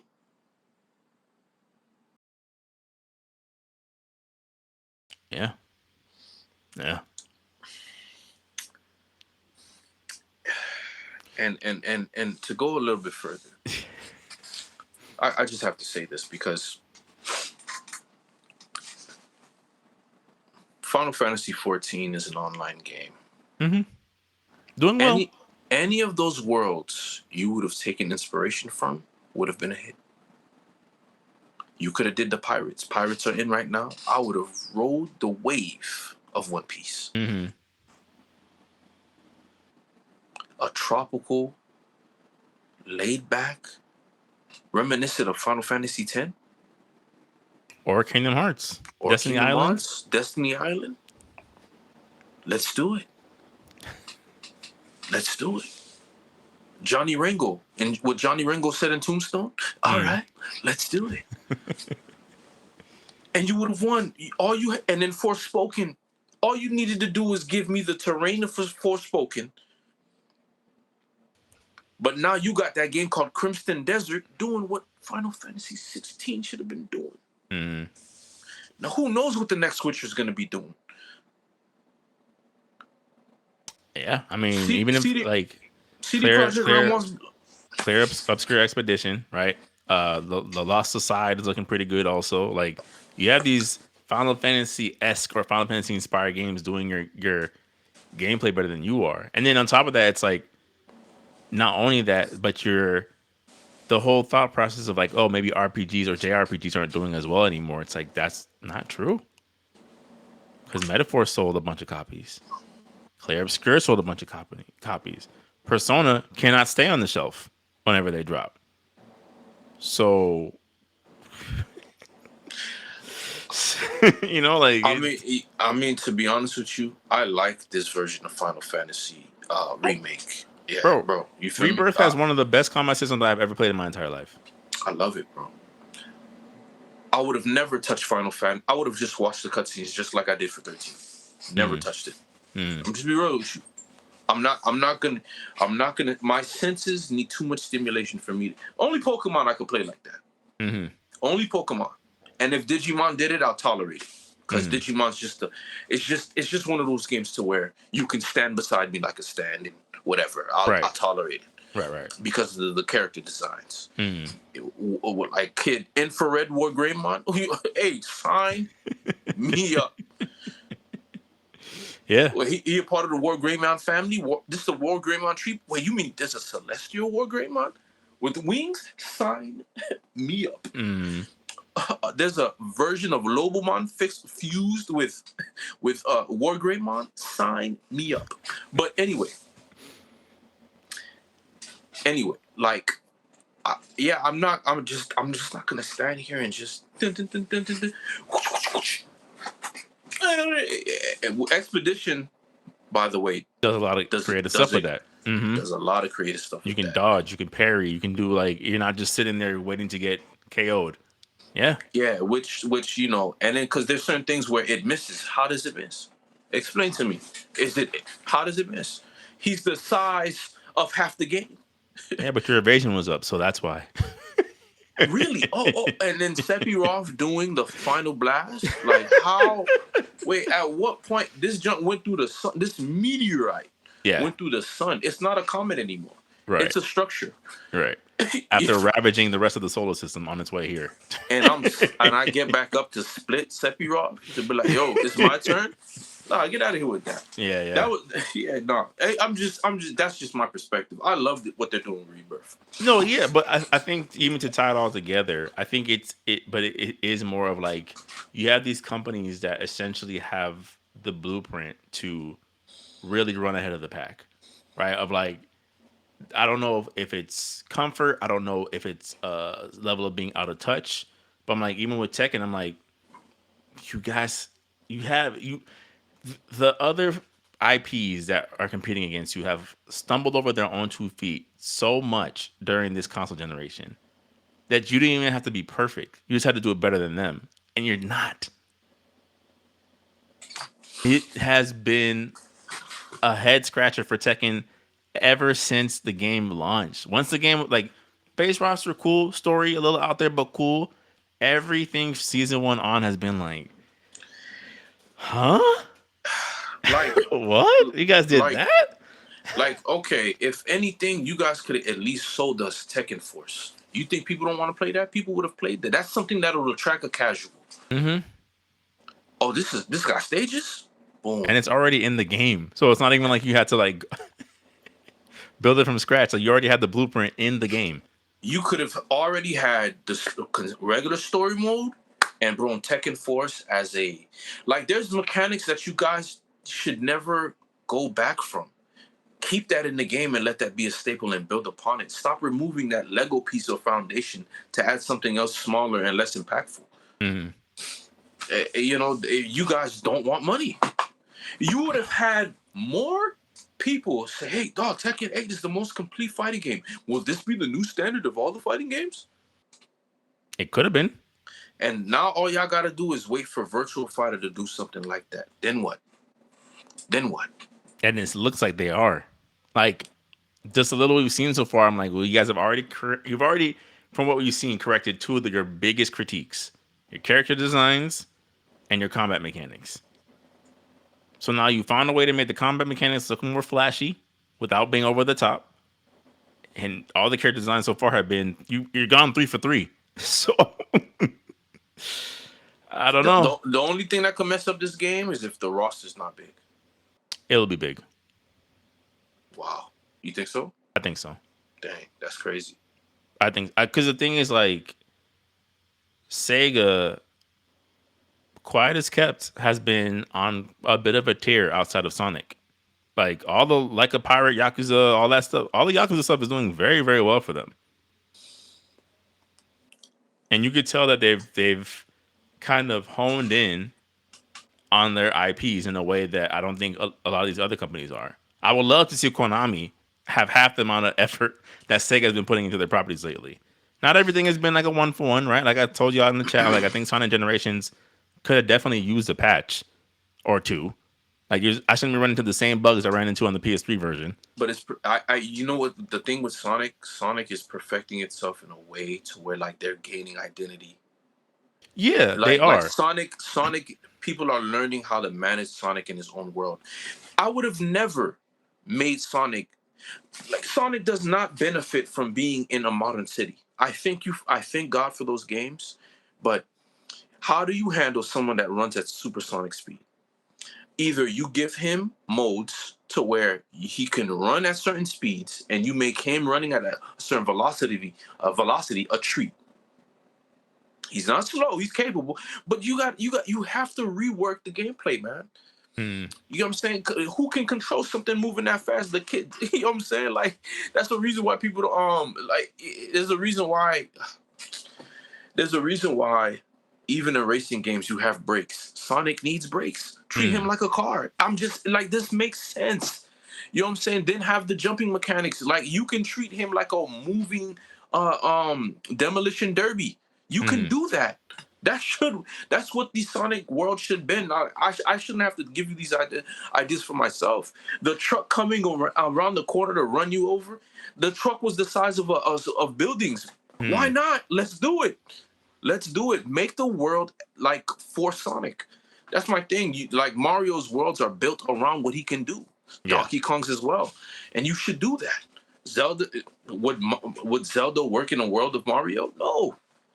Right? So that's how you treat Sonic, and they're coming to that realization, and I love that. The boss back like once if Sonic ever gets to the point to where they treat Sonic or the stages like a Taika Waititi commercials, those Hot Wheels commercials, Hmm. it's over. It's over. If they can mix scale with like spectacle, I think they'd be good to It's go. because there's some games where I'm watching games to where this person just running around, jumping on any aspect of the world, and they can literally stop and just take the time to explore, and Hmm. it's over. Yeah. And that's how I feel about it. Just like with like, I mean, is that going to be our next segment, a virtual fighter, or I mean, technically it could be. I was gonna move on from like the fighter topics in general, but that kind of was my thoughts on Virtual Fighter. I'm like, I think they're from the little they've shown so far. I have no complaints. I have no pushback. I have no critiques, no hot takes, other than like I'm looking forward to it. You know, what I'm saying? Like that's yeah, it. like everybody looks like their own person, Yeah, and and they it don't look awky. It doesn't look off. yeah, Like what they did to turning Akira to Ip Man, that's genius, kid. yeah, yeah. Because all their like to your point, they a lot of their fighters have always looked like an archetype, right? Of like, here's a Ryu like, here's a Zangief like, here's a Cameo like that's been their thing. It's like even with the Virtual Fighter 5 redesigns, it's like it's just a high def version of the same bland. L Blaze, bro. Yeah. I I hated that character since 2000, since they dropped in Virtua. I hated that character, Mm. and the words they say, nobody can knock me, nobody can stop me. I'm like, bro, what? Like, really? Then you got that one black dude that just. I'm like, fam, you look like you from the bayous, bro. Mm. What you doing, man? They made that one black chick. They just keep making her lighter and lighter and Oh, lighter like Christine Tekken, where sometimes she's, clearly Eddie Gordo's niece, and sometimes you're like, wait, are they, are they even related? Because she, yeah. To me, I'm like, again, there's not much to say because obviously all we saw was a teaser trailer for Virtua Fighter 6. But I'm like, again, you're 3 for 3 character design wise. That gameplay snippet, I'm like, in my mind, I'm like, I need to see more. I need to see how they were doing what they were doing in that clip. And then there's more to that. Because if you can have, again, if you can have like almost like a Sifu like, bro, in real time with your combat system for a fighting game, These are the Yakuza team, right? yeah. Yeah. Hey, listen, bro. Um, I'm gonna get Yakuza like a dragon. That was some of the funniest. That's the funniest game because it's so alive. I'll be willing to play that in turn Mm, based form than anything else because it was just some of the specials that were taking place and that Japanese humor. mm. I said, dog, sign me up, bro. I have to engage because I'm playing like playing. I got Lost Judgment. Okay. Okay. It's one of those games to where if a friend doesn't tell you, you will never know. Fire. But besides that, I want to say I'll give you my predictions on how to save Tekken after this if we have more time. But besides that, go ahead. Let's Okay. move on. I mean, I was going to move the topic Yeah. on. Even though this technically happened after I recorded with Tim, so I guess we'll have your perspective and maybe if he wants to comment on it next time he can. With the recent controversy with Marathon, and the whole, for those who don't know, there was an artist on Twitter or on X who pointed out that in the Marathon Alpha that some of her artwork is there and not like inspired by artwork. literally a one for one, like almost like a copy paste of everything texture wise into the game. And this is not Bungie's first or second or third time being brought up on plagiarism like activity with artists. I think it's their fourth time. Um, and I'll double check that, but I believe this is their fourth incident now. So with that happening, one, what do you think that the general pulse on Bungie is? And two, what do you think happens with Marathon at this point? I I mean, to be honest with you, Marathon to me is already it's already Pine Box, bro. Hmm. It's Pine Box. Yep. 1500s Pine Box. Yeah. Um, and it just kind of shows you that like Bungie became what it was trying to get away from the Yeah. corporate, Yep. the cor- the corporate, greed and lack of creativity, and that's a prime example of that. And this isn't the first time it's happened. Yeah. So at this point, like, what are you even? You might as well just tell Xbox we'll license the next Halo. We're doing for you. We'll join forces because, I mean, it's disappointing. She doesn't have enough money to even go and sue, right? So Yeah, but I'm sure just with the goodwill of the internet, they'll give her the funds she needs to at least get a lawyer consultation. I would imagine. yeah, and it's just like Marathon. The gameplay is like an extraction shooter. The way these games would work is if it's an actual military-based game. Mm, You didn't even make it look like a Call of Duty in the future. That would have helped, mm, in my opinion. But mm. I do like the effort into making something creative and new. Yeah, I can respect that, but there's nothing about Marathon that made me feel like it was gonna be. Because I don't think you're just gonna be. It's more of an interesting game than Off the Grid. If you've seen the gameplay for that, mm, that's more of a game to where like I can see the hamster wheel working in its mm. favor. But with this game and the news around it, it's already left a bad taste in a couple of people's mouths. And they're like saying this is Concord 2.0. I mean, I like again, man. I feel sorry for the team. I feel sorry for the team because Bungie's been taking L's, man. Yeah, L's, bro. yeah. Ever since Destiny 1, and now you have that going on for years. This is how companies fail, bro. Look what happened. You know what I'm saying? Bungie needs to find a way to weed out these investors that are causing you guys not to have the level of creativity. Wait, sorry. It's not even investors at this point. It's the long and short of it is they're required.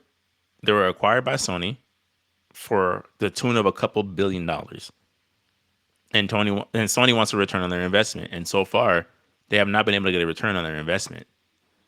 Destiny 2 is not doing as well as they thought it was gonna do on the back end. And Like could you those imagine? those Mhm. expansion packs aren't doing what they need to do. That's one.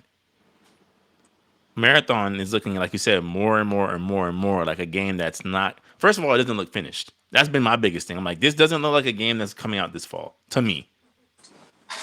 So there's that part too, and then it's like you have the Destiny 2 backlash, which is leaving a bad taste, but you still have people like are remembering the Halo days essentially. But then it's like you have this game where it doesn't look finished. A lot of the things that you would expect to see in extraction shooters, they're not announcing right out the gate. People have been saying we need proximity chat. We haven't figured out how to put it in the game yet. It's like, well, then are we supposed to signal with our guns that we're coming in peace if we can't speak to each other? It's not Figure it gonna out. work. Yeah, Yeah. you like it has to be like so. I'm like, it seems unfinished. It seems like there's necessary features that you have that are not in the game. That's two.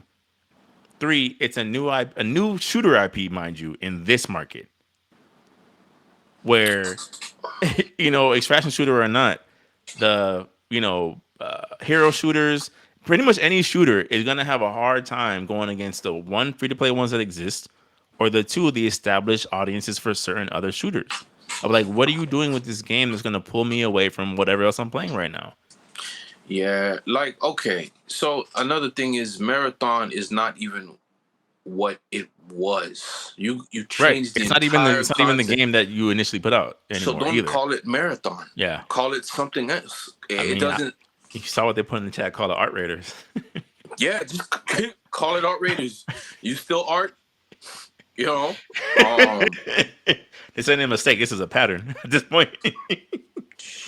bro. Yeah, So I mean, do you think it gets delayed or it gets canceled?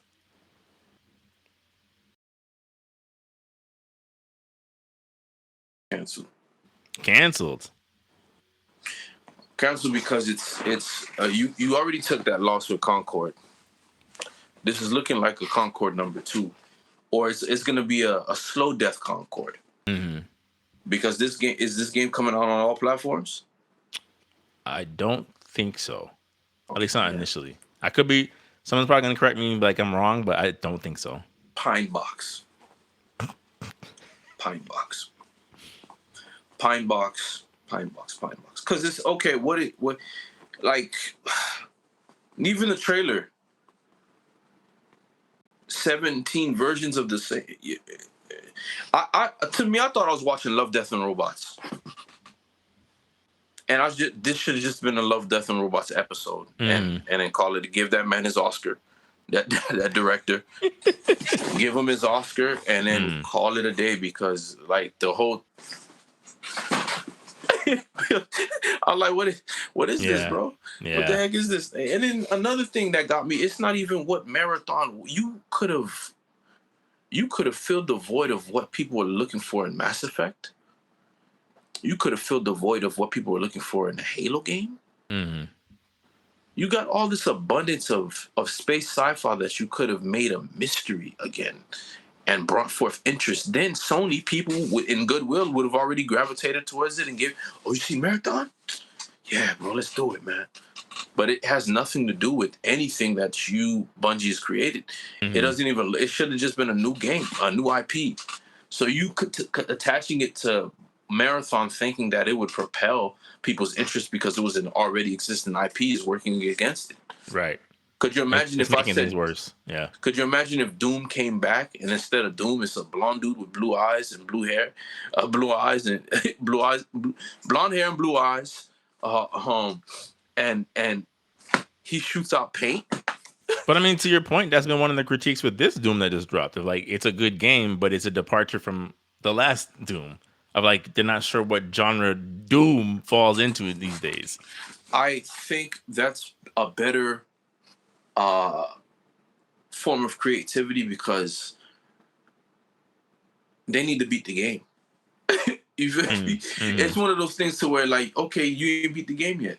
There were people for years, people kept saying, "Oh, Dark Souls 3, Dark Souls 1 is the best." I'm like, yo, it's like, yo, y'all boys, shut up. Mm. Elden Ring, Elden Ring is better. It's better on so many other reasons. Cause now everyone's wondering, like, why did we try to jump this way? I could jump whenever I want. Mm. You're starting to see more mechanics that were being introduced to where the game was being shunned. People were praising the game for not having these mechanics, but Mm. now it's moving towards that. It's developing. So now, and people are just like, oh my gosh, you can jump. You can jump in nearly every game that exists. Why wouldn't you be able to jump now? Well, it just feels more grounded. I have a suit of armor. No, like, no, it don't matter. You're holding a blade the size of the boss. Mm. And you talking about, oh, I care about the weight. Shut up. Yeah. Shut up. I'm telling you, bro. One of the biggest mistakes that I mean, with most things, right? It's the same thing with animation too. One of the biggest mistakes I think the industry has made is relying too much on the realistic version of things. Like, it's a game, bro. I said this before on the pod, and I'll say it again. I never once ever during the entire franchise believed that someone the size and weight of Kratos could double jump. Not once.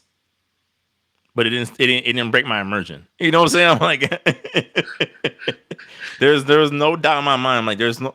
First of all, I don't even think you can jump, but double jump at that? No. Or catch an axe boomeranging back to you without your wrist and palm breaking, kid. And I know he's a demigod or whatever the case may be, but no. You know what I'm saying? Like, no. Yeah, if you guys want to go ahead and do the calculation, well, Kratos is throwing this approximately 42 latitude, Yeah, yeah, yeah. like I'm not here for that, man. It's a game. I come to do games. I come to play games to do nonsensical things. I Yeah. want to flip 20 feet in the air in a single bound. I Hmm? want to take two cars apart, put them together, and turn them into boxing gloves. I Mm-hmm. want to web ball my way through that canopy on the construction site in New York while I'm chasing the Green Goblin throughout Manhattan. I want to Mm-hmm. do that. Give me the option to. Yeah, and that's just where I stand with that. Uh, yeah, man. It's just I'm curious to know what Sony does if they have to cancel Marathon because they've already canceled. I mean, like I said in the group chat earlier this week, I'm like, the way things have been going, it feels like Helldivers 2 was a fluke. Like it was just like you guys literally got lucky because nothing else you've done live service this generation has worked. Nothing, not one thing. But the thing is, Helldivers. Let me tell you. Here's what I think about Helldivers. Helldivers was the fourth string quarterback you didn't expect to be that wrong. It was Tim Tebow. Tim Tebow scoring a touchdown at approximately uh 316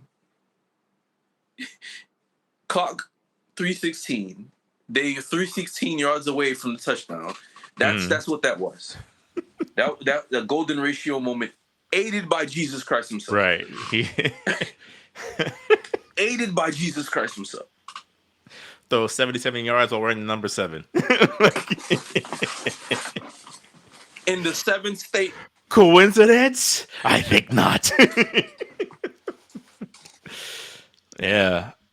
If, like I know, I'm gonna take that back. I don't think, bro. I don't know. Helldivers 2 is starting to look like a fluke. Like they got lucky. And even that they almost ruined. You know what I'm saying? So I'm Yeah, like, it's yeah, one of those things where I'm yeah. like, I understand, like I get that at its core, that in today's market, every developer needs at least one live service game, if not two.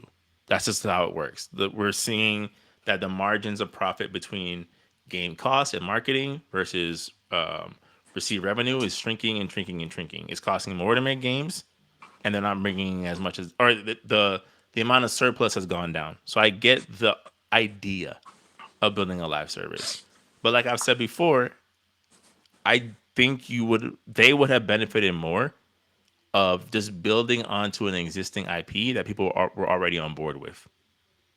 So, like I said, even though people were like kind of like on the fence about it, I'm like, again, you don't let Insomniac make it because they need to focus on the Spider-Man games. Let someone else make Spider-Man into the Great Web. For you, me, Tim, and another friend swinging around as Spider-Man in New York. What? You know what I'm saying? Like that's it. And you get to unlock more Spider-Man along the way with Right. different abilities. That could have been your Gotham Knight, Yeah. which would have been better because of the traversal. I'm not watching Red Hood do a double jump because Exactly. yeah, Not to not mention the he couldn't third have entry booster into rockets. right. The third entry into the Spider Verse is so long away. People are fiending for any type of multiverse Spider Man story right now. So you're selling the skins. You know what I'm saying? I'm just like, there's certain things where I'm like, I get the need for it. I understand like the economic, like people are like, oh, they don't need live service. Like, no, they do need live service. That's just what it is. They need some type of live service revenue. But I'm like to kind of roll the dice on either a underrated IP like Helldivers or just an unknown. Like we're gonna launch a brand new original IP with a roadmap. I'm like, I think this generation specifically, companies have lost the consumer's trust of the roadmap. Like, and I know we're kind of all over the place topic wise, but like using Mortal Kombat 1, people have been adding Ed Boon all week with what happened to years and years of support now that the definitive edition has dropped. Because it failed. But that's what I'm saying, right? So like my whole thing is like, Oh yeah, yeah. No, after that point, it's getting canceled, bro. right. That's what I'm saying. So Marathon, like yeah. it's I say all that to kind of tie it back together of like we're seeing the whole thing of like again, Marathon looking unfinished, having all these negative press around it, and the whole like just trust us, bro, with the roadmap. But like I don't trust you because it might get canceled 6 months from now. So then I bought an incomplete game that you, with all in best of intentions, intended to finish, and it just didn't do well. So now you can't. But my money's already gone. If I'm gonna be honest with you, the the only way this game will survive, they have to pause it and reform the strategy. It can't be a first person extraction shooter. It has to have more than that. Or if it is, why do I want to come back to this game? You know, For the what's this? the roadmap. And yeah, if once you see like Mortal Kombat literally ended, this next Mortal Kombat is about to give us everything because they want the trust of the fans back. Yeah, they're not gonna have a choice. It's gonna have to Yeah, be Mortal Kombat 9 levels of content again yeah, because and of then what happened. yeah, and with Tekken, they can save themselves, but just this season two is done. It's flatlined It's to me. yeah, it's already a wrap. Season three, they have to change things around. Mm, My here's my season three hopes. How many characters are in the pack? Four. usually 4. Yeah. Okay, so if it doesn't happen, here's my season four lineup: Master Raven, Lei Wulang, Mm. Master Raven, Lei Wulang. I'm always Uh, championing for Christie, um, yeah, I would want Christy too, but she'll just have to play. Okay, let's go with Christy. She'll just have to play extremely different. which is fine. Give, which is fine. No, no, which should be. There's many Mm, variations of capoeira. mm. Um, that's one, two, three. Okay, let's start off with Lei, Master Raven, Christy, Armor King. I think I'll be oh it'd be a step in winning back the fan base. I That's won't all. say it will, but it would be a step in the right direction. Or Lei, Bruce, Raven, Christy. We'll see.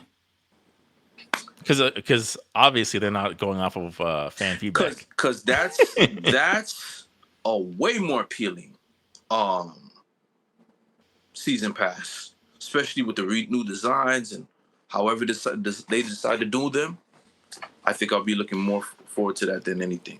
I think, especially given how many years fighting games have been nickel and dime when it comes to character packs, skins, things like that. The thing I've been arguing the most in our comments when I've had time, especially on the Fatal Fury video, I'm like, I think people are underestimating the appeal of everyone's here. Like, once Smash Bros. Ultimate said that every single character from the original Smash Bros. Run will be returning, that was a million copies right there from that one announcement. Prime example. You're bringing back Mewtwo? Hey, you know what's a prime example of that? Hmm. Guess. Street Fighter 4? Close. A game that recently came out. Even though it flatlined it pretty early on. Sparking Zero. Sparking Zero didn't have everybody. Everybody was not here. But the number of characters they released was still close to, I would say. Well, depending the revisionist history I'm hearing now, it's not enough. Okay, you know what? That's a bad act. Yeah, you're right. That's bad because you're like 42 Goku's taking up the slot. Does it Mm-hmm. count? Got you. 6 variations of a Super Kamehameha as the ultimate. No thanks. Yeah. Yeah, Street Fighter 4. Street Fighter 4, yeah. Street Fighter 4 would be it. But that was a different time, man. Those But were but I boy. say that because I'm saying like I think that's because it's such the exception now. And again, and that's why I like it just blows my mind. I'm like, Tekken, you had it. You had more characters at launch than your competitors.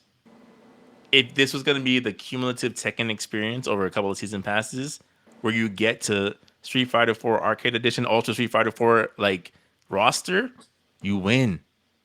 You can't lose. And my thing is,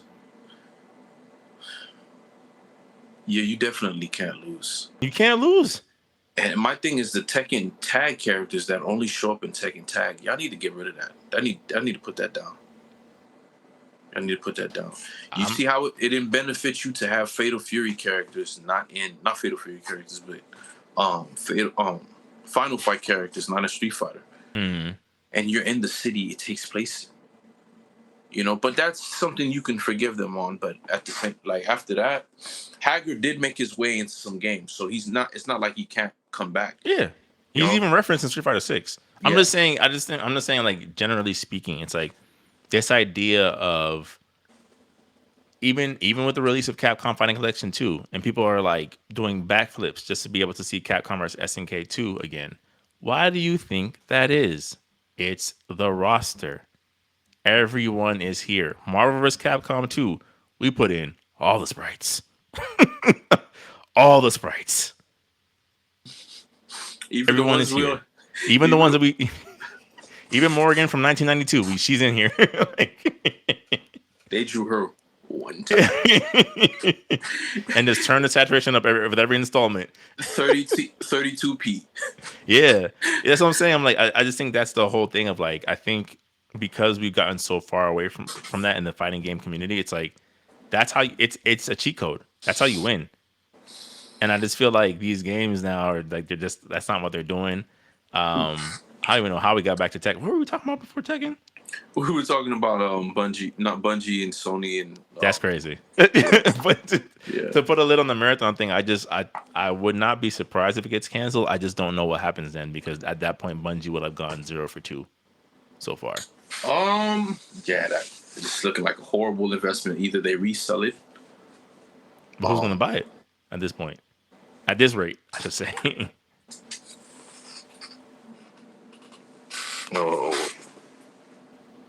Wait, what am I looking for? Microsoft?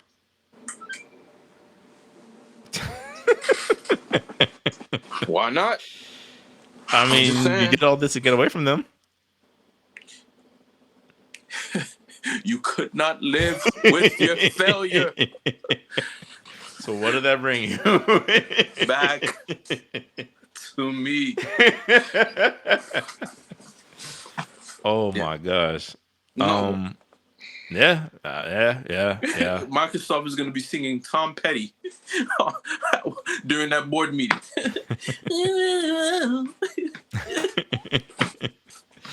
Oh, I man. guess last gaming topic. Speaking of that, Microsoft in general. What are your thoughts about Gears of War joining the Sony side of things? It's a 10-year game, 10-year-old game. Like what? Yeah, it's a 10-year-old game, dog.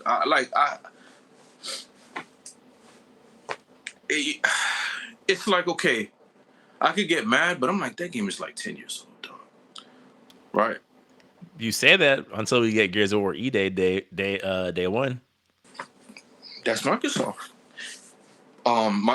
The thing is, like the Xbox community and themselves are too close-minded for a community like that to thrive. Right? So if Froza goes to a place to where people on Sony appreciates Forza just as much as Forza appreciates itself, the Forza team, and if Gears of War gets more longevity because a game like Gears of War is now more widespread. If it was just Gears of War that collection, then I wouldn't be mad because when it went to PC, nobody said anything, and those were like forbidden, right? But it was a good. I mean, PC technically is like the Switzerland of the gaming space. Of like, Yeah, but if at it's the gonna if you're time, gonna go third party, PC is it's As long as but you at don't the go over there. but at the time that was what 2010 era, 2009 era that we got Mm. the uh Gears of War. So for me, it was just like I thought about it. I didn't think it was a good idea because it's like okay, like you would have benefited keeping this on the this on the Xbox. But if it's about money now, Yeah, I'm like if it's just about money, it's too late now. Like Forza going to, I'll be okay with that because racing games aren't as popular as they used to be when we were kids. They're just not, just a very niche. That's why you don't have a rush. A rush hasn't been out ever no, since. yeah, no. I'm You not know, disagreeing with you. We haven't seen like a big budget Need for Speed in God knows how long. yeah, The part I did with Tim, we were like, man, like Sony doesn't want to do anything with Twisted Metal, nothing, like. So you're not wrong. yeah, and it's a 10-year-old game. That's what they're getting. It's nothing that I don't have right now. It's just like Metal Gear Solid Subsistence dropped on, but nobody knows that it dropped on Xbox. I have the Xbox version, Hmm. which was like the collector's edition from Konami on the Xbox. Yeah, it Ninja Gaiden going to the Sony. It was like okay, if this is gonna, it didn't really bother me as much in this. It's gonna be more people playing Gears, which is cool. Which means the next Gears of War has the room to experiment, and people Yeah. could see what we were going for. Um, am I, does this mean that Halo's going there? Yeah, this is exactly what that means. So, Yeah. what's if aside from my library, if my library one day can just teleport to the PC, that's where it's going, man. Just like a Steam Mm. library, if it could do that, that's where it's going. There's no reason for me to own a console anymore. Yeah. From It's where, just another like piece in that like ongoing yeah, thing of and like if yeah, and if that's their goal is just to make the increased profit margins, they're gonna they're gonna they're gonna release the Xbox controller on a PlayStation if they could probably. do it. Yeah. Probably. So so forget it, man. It's all about They, Sony saying yes. That's all it will yeah, take. they don't care. They don't care anymore. Like Mm. they want to implement the same structure they have for the Microsoft Windows space. Yeah, I mean, like again, from a business standpoint, like I get it. Like I'm sure, like on a spreadsheet, it looks like if you're looking at the department in which you're bleeding money, I'm sure Xbox is near the top, especially after the acquisition. So I understand it from a business mindset. It's just to me, I'm like I do hope that they're also self aware that like this is also the long goodbye for Xbox loyalists. Like I don't think you're gonna get any. You'll still, I mean, I can't say absolutely, but for the most part, you're not going to have any Xbox defenders the way you did because No, you've sold everything to the other side. yeah, your language is already non-combative. Yeah. Hey, we can all play together. Hmm. The need for competition is like you no longer want to compete. Um, Or don't know how to, right? or I don't think know how to. that's the other part we're seeing right now too. Is like I don't think they know what they.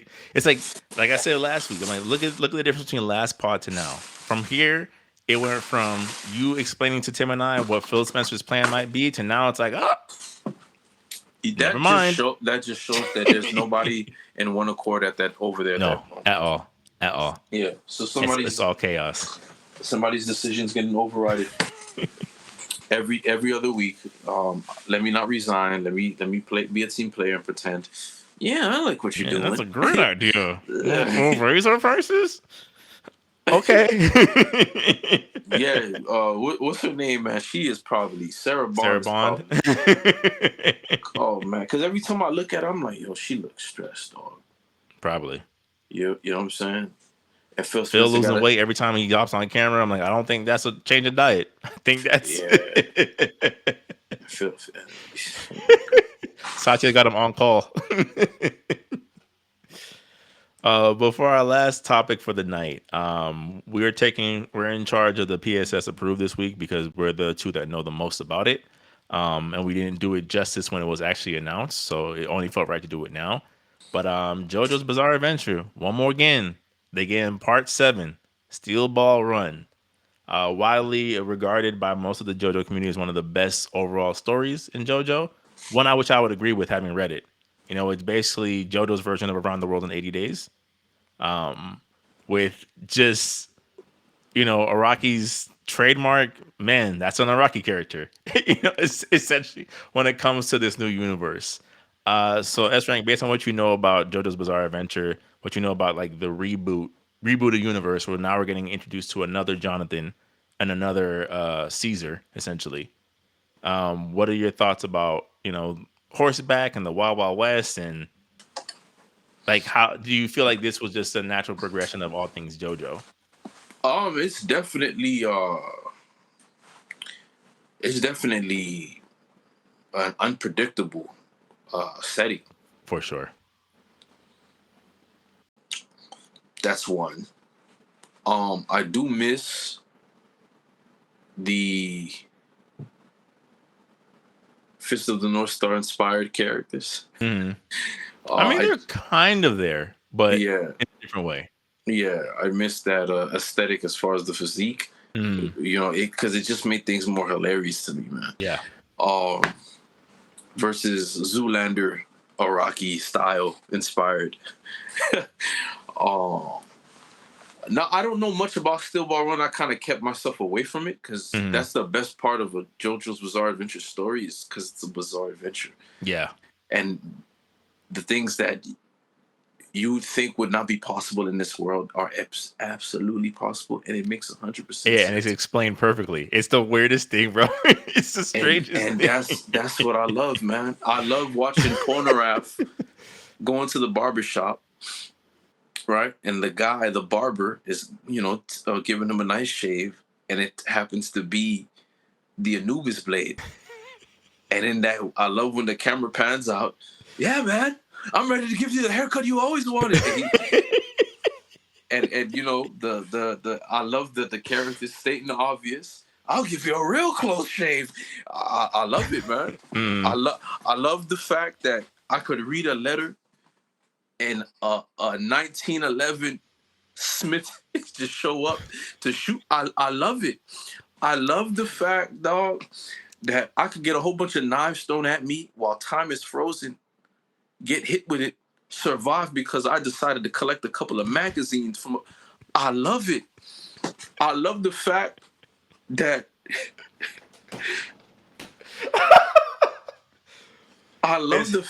it's making me laugh. Not to completely cut you off, but it makes you think of even in part 4, Diamond is Unbreakable, where Jotaro and uh, Koichi show up to the tailor shop. And then, like, one of the most dramatic things in the world is this Kira reaching for his coat from behind the closet, and you're seeing the little lines of like he came back. It's just like, bro, this makes no sense, but Dog, it makes all the sense. Like it's never been more tense of him reaching for the coat. dog.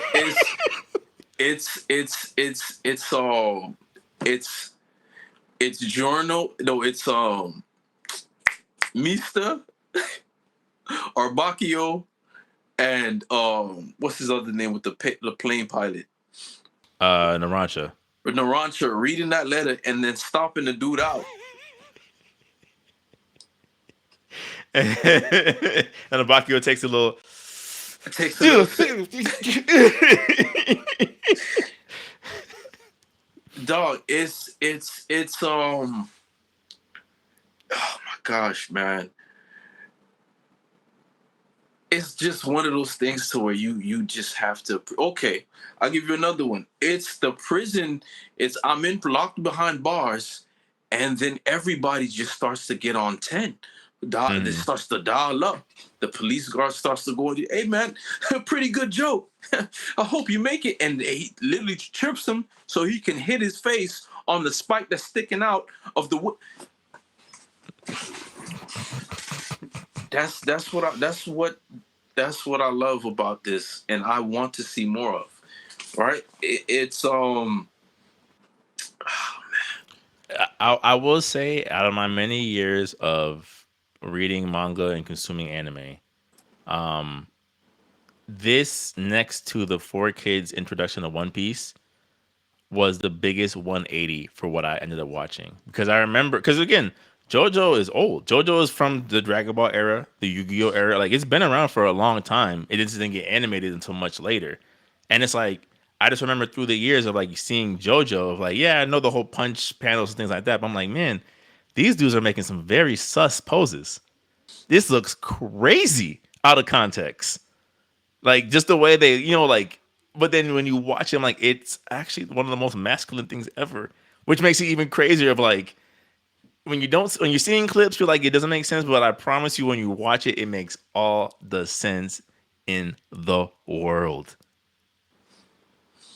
I gotta go back and I love the fact that you got me around town doing all these errands, acting as a doormat or a rug, and I'm taking out my pen and pad to write my receipt so I could give you that Tekken combo that you so deserve. Mm-hmm. I love it, man. I love the fact that I told you that my name was Joe Tabo. Not Joe Tabo, but my name was not Cujo, but Kuro. And Yeah. then you got my last name right, but I never told you that was my last name. How did you know that was my last name, old lady? You know what I'm Yeah. saying? I love the fact that, you know, I'm looking for a man with two right hands, Mm. and his mom has two right hands as well. Yeah. Oh Or man, or like I can't explain to you why watching Josuke ride a motorcycle as a pair of invisible feet chase him is one of the most hype things ever, but it is. That's all I can say. And if those feet touch him, it's over. Like, what do you mean? Like, if those feet touch him, it's over. or or or or I'm climbing up a mount. I'm going into a I'm in a train, and in this train, there's somebody whose stand is proving to be a lot more deadlier than I have ever anticipated. And we have to take him out with my four bullets that aren't numbered in sequential order because I have a phobia of the number four. Oh man, that's what I need. That's what I need, man. That's what I I'm need. sure that anybody who's watching this or listening to this right now who had never watched JoJo, like, what are they talking about? I was like, listen, I can't explain it to you. You just have to watch it. You That's have what to I watch need, man. it. That's what I need, man. Yeah. That's what I need. I need the fact that you almost stood on my shadow, so I had to take you out and apologize after because that's Yeah. my principle. That's my principle. And as a leader, because I respect you so much and you're respected, I accept your apology and I apologize back because in the ancient days, we were the only three. Hmm. Now we Hmm. locked that. Yeah, bro. Yeah. So Hey, for me, who was read part seven, I'm like, I'm excited to see how all of those plot points hit, especially with the timing, especially seeing how the villain is the president of the United States. I'm like, this is gonna be the amazing. unforeseen president of the United States.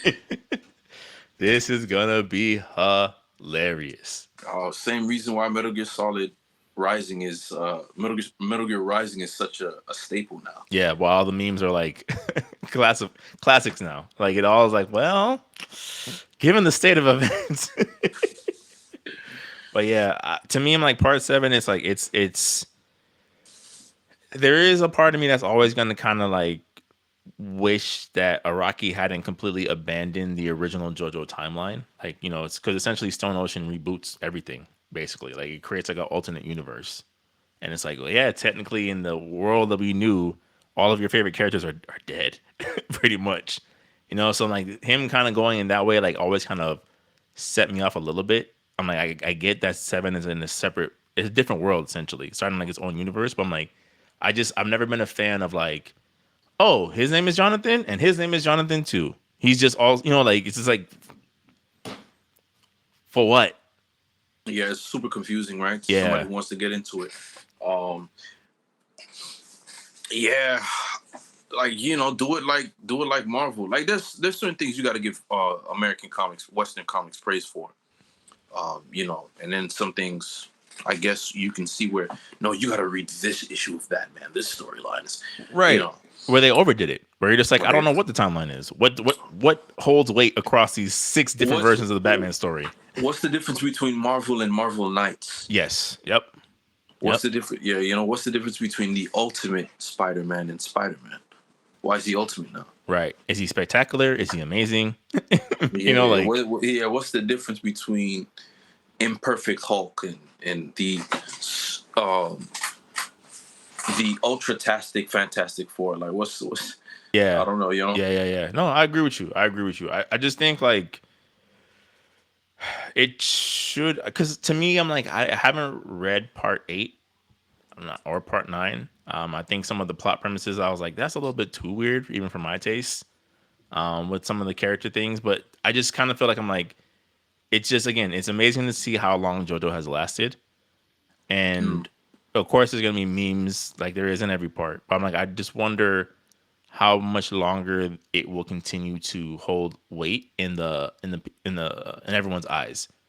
Because like once the season is done, like things kind of get quiet. It doesn't really have like there's not really any like popular video games or any like like, there's nothing really that kind of keeps the JoJo brand alive unless a new anime is dropping. And the thing is, I think his decisions that he made is like I don't know what's going on with uh, JoJo's Bizarre Adventure now. I don't know if he's making a new season or anything Yeah, like that. it's part 9 now. And I don't know where Part 9 is what it's gonna be about, or even if I'm gonna even like it. Hmm. Because I'm hearing after Steel Ball Run, it doesn't really, it's not as popular anymore. If Because I'm it saying, because I think to me again this is just my opinion. I think the what kind of worked with this reboot world with 7 started to kind of show the cracks in 8, where it's like 8 is loosely based, like it pulls elements from Diamonds Unbreakable. So it's like you're getting introduced to a different character named Josuke. So when you start to see characters like that, it's like,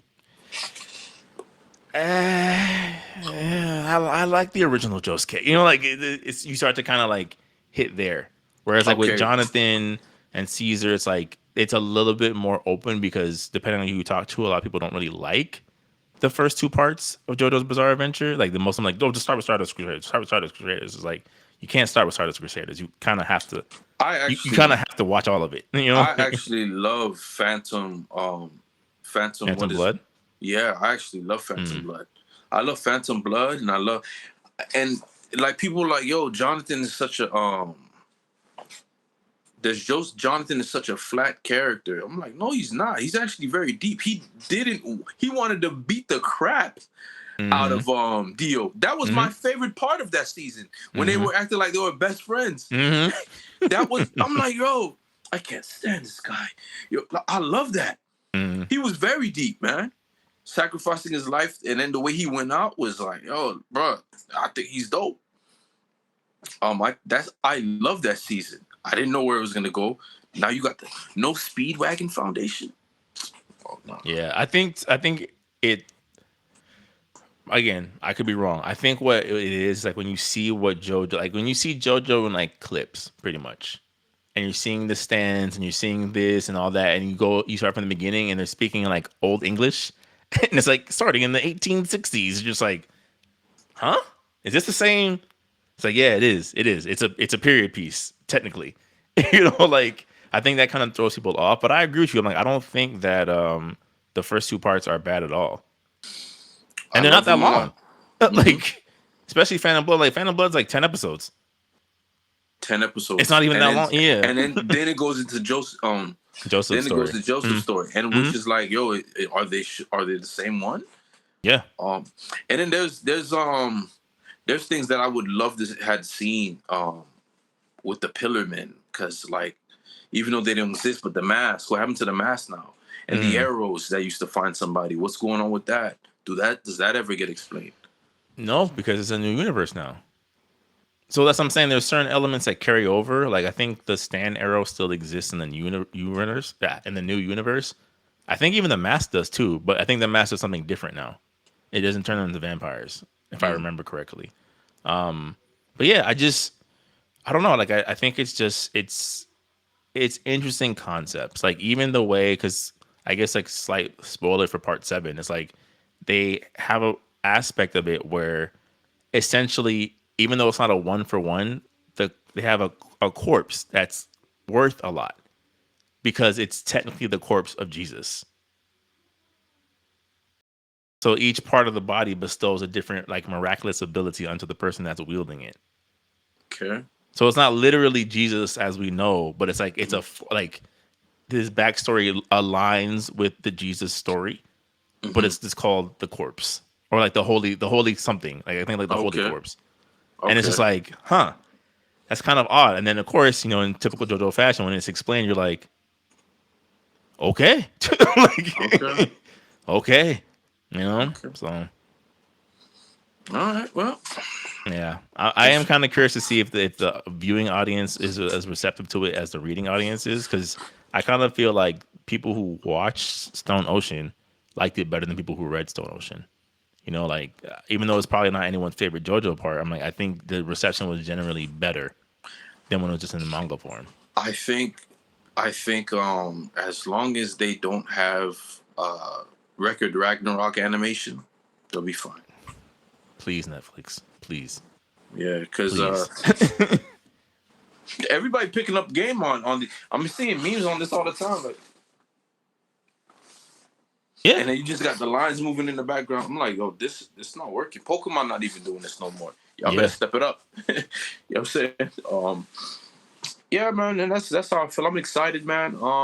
I hope there's characters that I like in there. I'm not really sold on the designs of the main characters. Hmm. So I'm hoping it's not just them and there's more of a gang. Well, that's one of my things I love about Stardust Crusaders, the cast. You know, Yeah, and I think that was the strongest. Just seeing everybody, utilize their stand in an effective way, and yeah, I just love that, man. You hmm know, there were episodes where Kakyoin came out on top. There were episodes where Polnareff came on top, and so on and so forth, man. It was just, yeah. yeah. For me, what I remember of part 7, without spoiling anything, I do remember really enjoying the villains a lot. Mm. Like a lot of the encounters they have, I'm just like, wow, that was pretty good.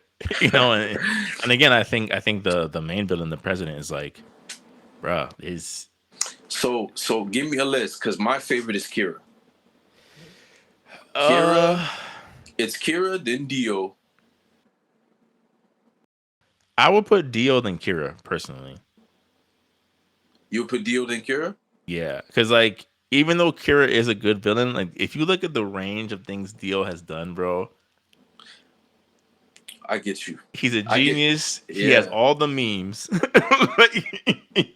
like, and it's just like he's kind of cool. Like Kira's cool in his own way, but I'm like Dio was cool for 2 series in a row. Even his flashbacks are cool. Like like in part 6 is like when he's visiting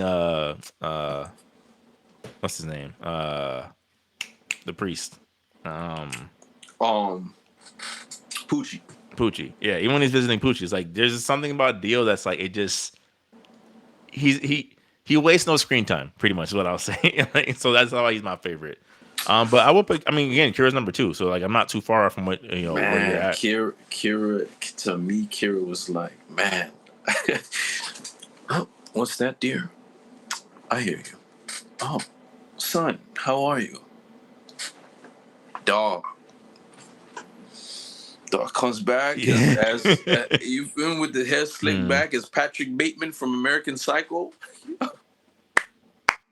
I guess to me with Kira, the thing that kind of which it's his strength and his weakness in my opinion is like because he doesn't take fighting too seriously, except when he has to, he just didn't feel as threatening. Like Yeah, I'm like if Jotaro especially was to catch him slipping, it's over. He's done got you. for. But like Yeah, with that's Dio, true. I'm like, yo, Dio, it could be a 6-on-1, and Dio might still like pull it off. But you know, with Jotaro at that point, Jotaro was this is the guy that killed Dio. You Hmm. know what I'm saying? So it's like, Hmm. what do you do with a guy like that? Yo, imagine you're at dueling school and Seto Kaiba shows up. And you Yeah. losing that duel. No, I get it, but like for example, but I look at it compared to like say for example Diavolo or Poochie once he got made in heaven. I'm like he was Oh giving yeah, Jotaro like see where they messed up with Diavolo. That he was more menacing as the kingpin than he was when they revealed him. yeah. That's when he kind of lost all. When he was just Honestly, that shadowy figure yeah. Honestly, the behind it. arc where they all switch bodies because of the Requiem stand, I'm like, to me, that devalued a little bit of Diavolo. Like that, and when he survived the whole fight with the guy who can control iron, I'm like, you should have died. Like, let's be like, He should have. When I was like, yo, that should have been the boss. yeah, I'm like, you're Ma- throwing up blades. You should be Magneto, dead. Yeah. Like, Magneto, JoJo's Bizarre Adventure, Magneto. Like, yeah. and he was hard, bro. Like his Yeah. design was fire. He had to like, that was crazy. Yeah. So, No, like, that yeah. so to me, I'm like, it would be Dio, Kira, probably Poochie, honestly. Okay, yeah. Dio. No. For me, Kira, Dio, Pucci, Diavolo. But where would you put the Cars. yeah. No, oh, I forgot about. I like cars. Dang, I like cars. Oh man, like I really forgot about cars. Ah,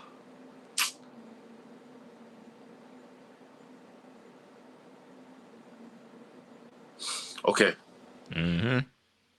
okay. Kira, cars, Dio, You put Pucci. cars over Dio? Yeah, bro. I mean, Dio's a great villain. I don't All even right, think Cars was the most interesting Pillarman. If we really want to go there, yeah, it was Wamu. it was Wamu. Yeah, it was Wamu. Yeah, that. All right, okay. You make me think. You making me think. Hold up, no, you make me think. Not saying Cars is like trash. I'm just saying like I think in terms of like No, you right. You overall, right. like it's like No, you're right. You're right. That's true. That's true. You making me think, bro. You make me think. Cause I'm thinking about like, yo, this dude became the living entity. That's what I'm yeah. saying. Like, you know what I'm Mm-hmm. saying? He had all Infinity Stones. So, Mm-hmm. cause if he comes back, he'll be the most threatening thing ever. Yeah, but that's why they like killed him off technically. Mm. Okay. I mean, again, like if you so for me, like I would probably put Cars before Go ahead. Go ahead. Diavolo. So Okay. Okay. like that'd be kind of my I guess like take of like All right. So where do you put the president? I'd probably put him.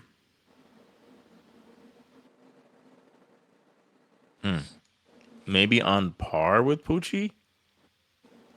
And you do you put Poochie over Kira? No, no. Okay then. But I'd say on par with Poochie. Like just the conviction in what he wants to do, where it's like it's a terror. Like his benefit, what benefits him is at the detriment of everybody else. But it's kind of like the way he goes about it. Like, I mean, I guess that makes sense. Like, Okay. Now, for me to really like him, it's gonna come down to the voice actor that's gonna yeah, bring we'll him to see. life. We'll see. Yeah, Because you can't beat Dio's voice actor. no, That's English or like Japanese. that's Interview with a Vampire. Mm, You're not beating that level. That's what I took it as. Tom Cruise versus Brad Pitt. mm, Interview with a Vampire. mm. Um, and for me, the reason why I like Kira so much is because he's played by one of my favorite voice actors, man. Mm, The voice of Weskers. mm. You know, so it's him. Yeah, it's gonna come down to who's playing who's voice acting. Okay. This character. Yeah, That's gonna be the. I think he's a good villain. I love the name of his stand. D4C, Deadly Deeds Done Dirt Cheap. That's fire. That's from the West. That's hard. Yeah, bro. He's a problem. That's raw. Hold up. Let me look at his stand up. D Deadly D, Deeds. yeah, Done Dirt Cheap. D4C.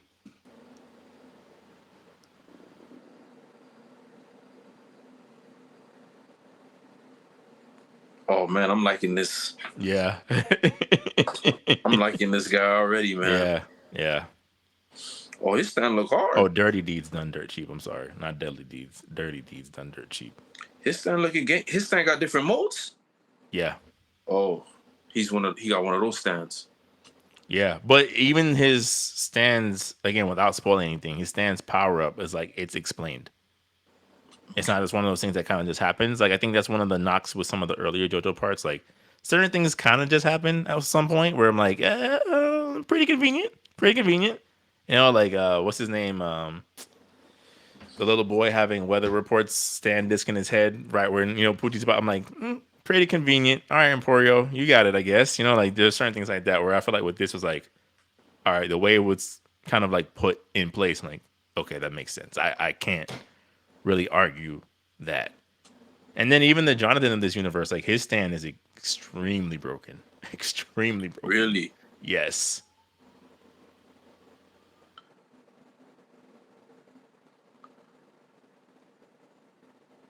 Because it evolves over time. Like the more he DC Douglas. Ah, okay. I knew I was missing his name. Yeah, DC Douglas for Wesker. mm, Yeah. yeah, it's to me, I'm like I'm glad I gave it a chance after all those years and then convinced you to give it a chance. Oh boy, yeah, I was having it. I said, "Yo, what you got me watching, fam? Like, I'm not Yeah. watching it." But the thing, but Joe Toro was cool. But like, once it was getting high, I said, "Yo, everybody keep talking about this journal dude with this Prince outfit. I'm not rocking with it." But Mm-hmm. Ended up turned being out to raw. be Yeah. turned out that I mean, Stardust Two Shaders is because that to me that's like that was on the level of Yoni Kenshin as far as finale for the fight between the villain Mm. Cell versus Gohan, Mm-hmm. Kenshin versus Shishio, Dio versus Jotaro. That was from man, like you could watch that alone and like felt like you accomplished watching the season. Yeah. Yeah. Yeah, And again, it's like the more you embrace the weird aspects of it, the more you're entertained, right? Where it's like Dio tries to get away, he pulls the sewer cover down, somehow for some reason Jotaro's there. Like okay, and you love it, yeah, dog. yeah, yeah, And you just love the over exaggeration of how did you do that? You know what I'm yeah, saying? Like, I love it, dog. I love it. yeah, And then they explain to you how they got there before you got there. I love it, man. yeah, yeah, yeah, yeah. Yeah, it's Right, right before you even took a look, I already switched the. yeah. My favorite episode: Tony Stark in the JoJo's Bizarre Adventures in Universe. What's his name? He Tony got Stark. Darby. Oh, the Darby Darby. brothers. The Darby brothers. Favorite episode, dog. Really? Scum bag. Yeah, I put the chocolate right underneath the cup so that, and I moved out the way just so the sun could hit it right on time. That Yeah. gave me that. I said, "Dog, you dirt bag." I was like, "Dog, the scummiest men exist in this anime." Yeah. Yeah. That's what I'm saying. That's what I'm like, "Dog, you trash bag." I'm like, man, I love it. Yeah, I have like three favorite episodes. Mhm. One of them during Stardust Crusaders was uh when they go to the Baba's hotel pretty much, and Polnareff is trying to escape because he got his tongue pierced, Yeah, and he's yeah, just running through the house getting chased by like the ghosts and zombies, and then yeah. bro, that was so funny. I like because it's like like you said, it all made sense. You're just like, this is just a series of unfortunate events happening back to back to back. And Man, you then because he can't talk because the whole like the wind whistling through his yeah, tongue. yeah, yeah, yeah. The Inyaba episode. That no that yeah, that's a good that's a Yeah, perfect I love that one. yeah. Oh The man. the other one is the one, even though it's like I guess like filler in the sense that it doesn't move the plot. And Diamond is Unbreakable when they go to the chef's restaurant for a tasting. Bro, bro. That episode is You didn't know so you needed, good. right? It's You so didn't know you good. needed, kid. I'm like, why is the stakes so high in this situation? I don't understand. Oh man, give me. Let me get it. Let me see if I got another one. I think it's two. Mista and the Ice Guy. I didn't like his powers, the ice guy. Mhm. I like that. I like the premise, but I didn't like his Yeah, powers. Like he ages everybody around him. It's like that's kind of like that's a little ridiculous. the Mold Man was another one where it was high stake, bro. That Yeah, man was yeah, a yeah. problem, dog. Like Enamon You know problems. what? I take it back. I do like the ice guy a lot more. Yeah. I thought you were talking about the guy, the No, one no, where no, they're on no, the not in the train. train. No, no, no. The ice guy. Okay. The ice Yeah, guy the that was ice. on Yeah, yeah, with the who yeah, couldn't control his temper. yeah, yeah, yeah, yeah, You feel me? yeah. That was like genius. Because He's remember, supposed they're to in be. the train. They're using ice cubes to stay young. So I was like, I thought you were talking Yeah, about. Yeah. yeah. No, no. No, no, that was good. That was good. Yeah, Yeah. this was a great. And Misa just, I say, yo, this is it.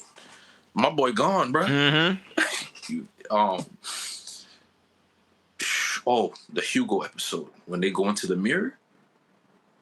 Oh yeah, Fugo. Yeah, bruh. I was like, yo, they're done. That season could have ended right there, Mm-hmm. and it don't matter that you could create life. Yeah. Yeah.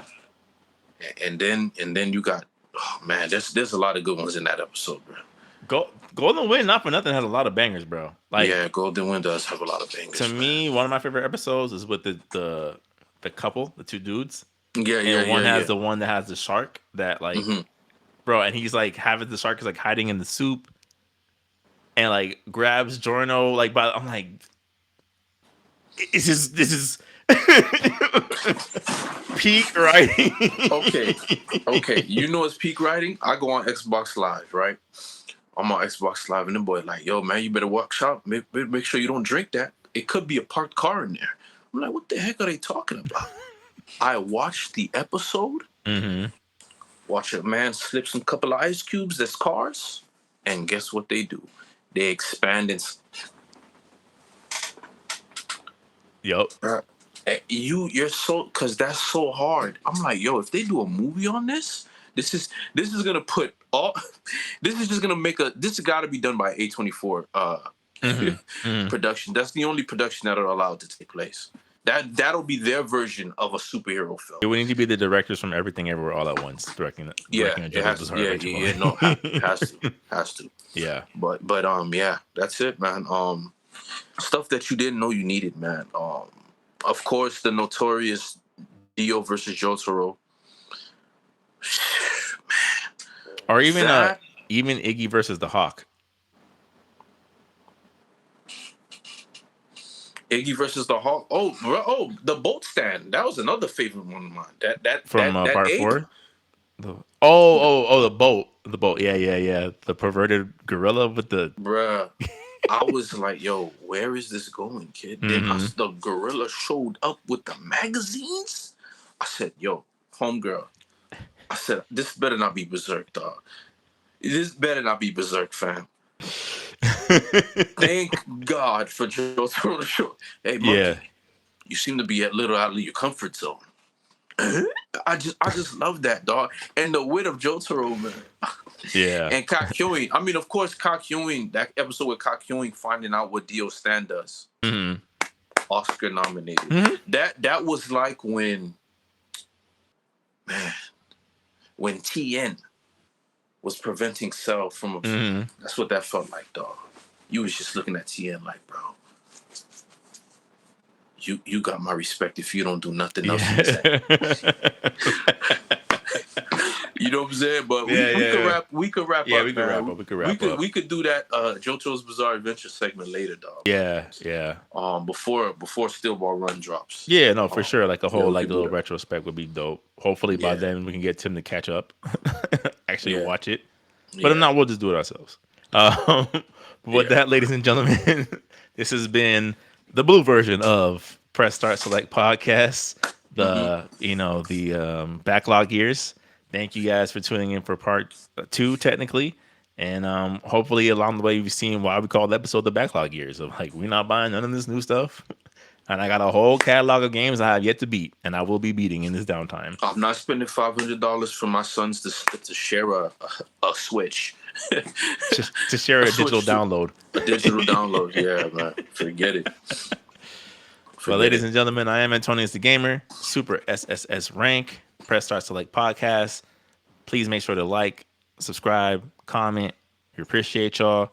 We will try to respond in a timely manner as much as we can. And until next time, Till next peace. time. Peace.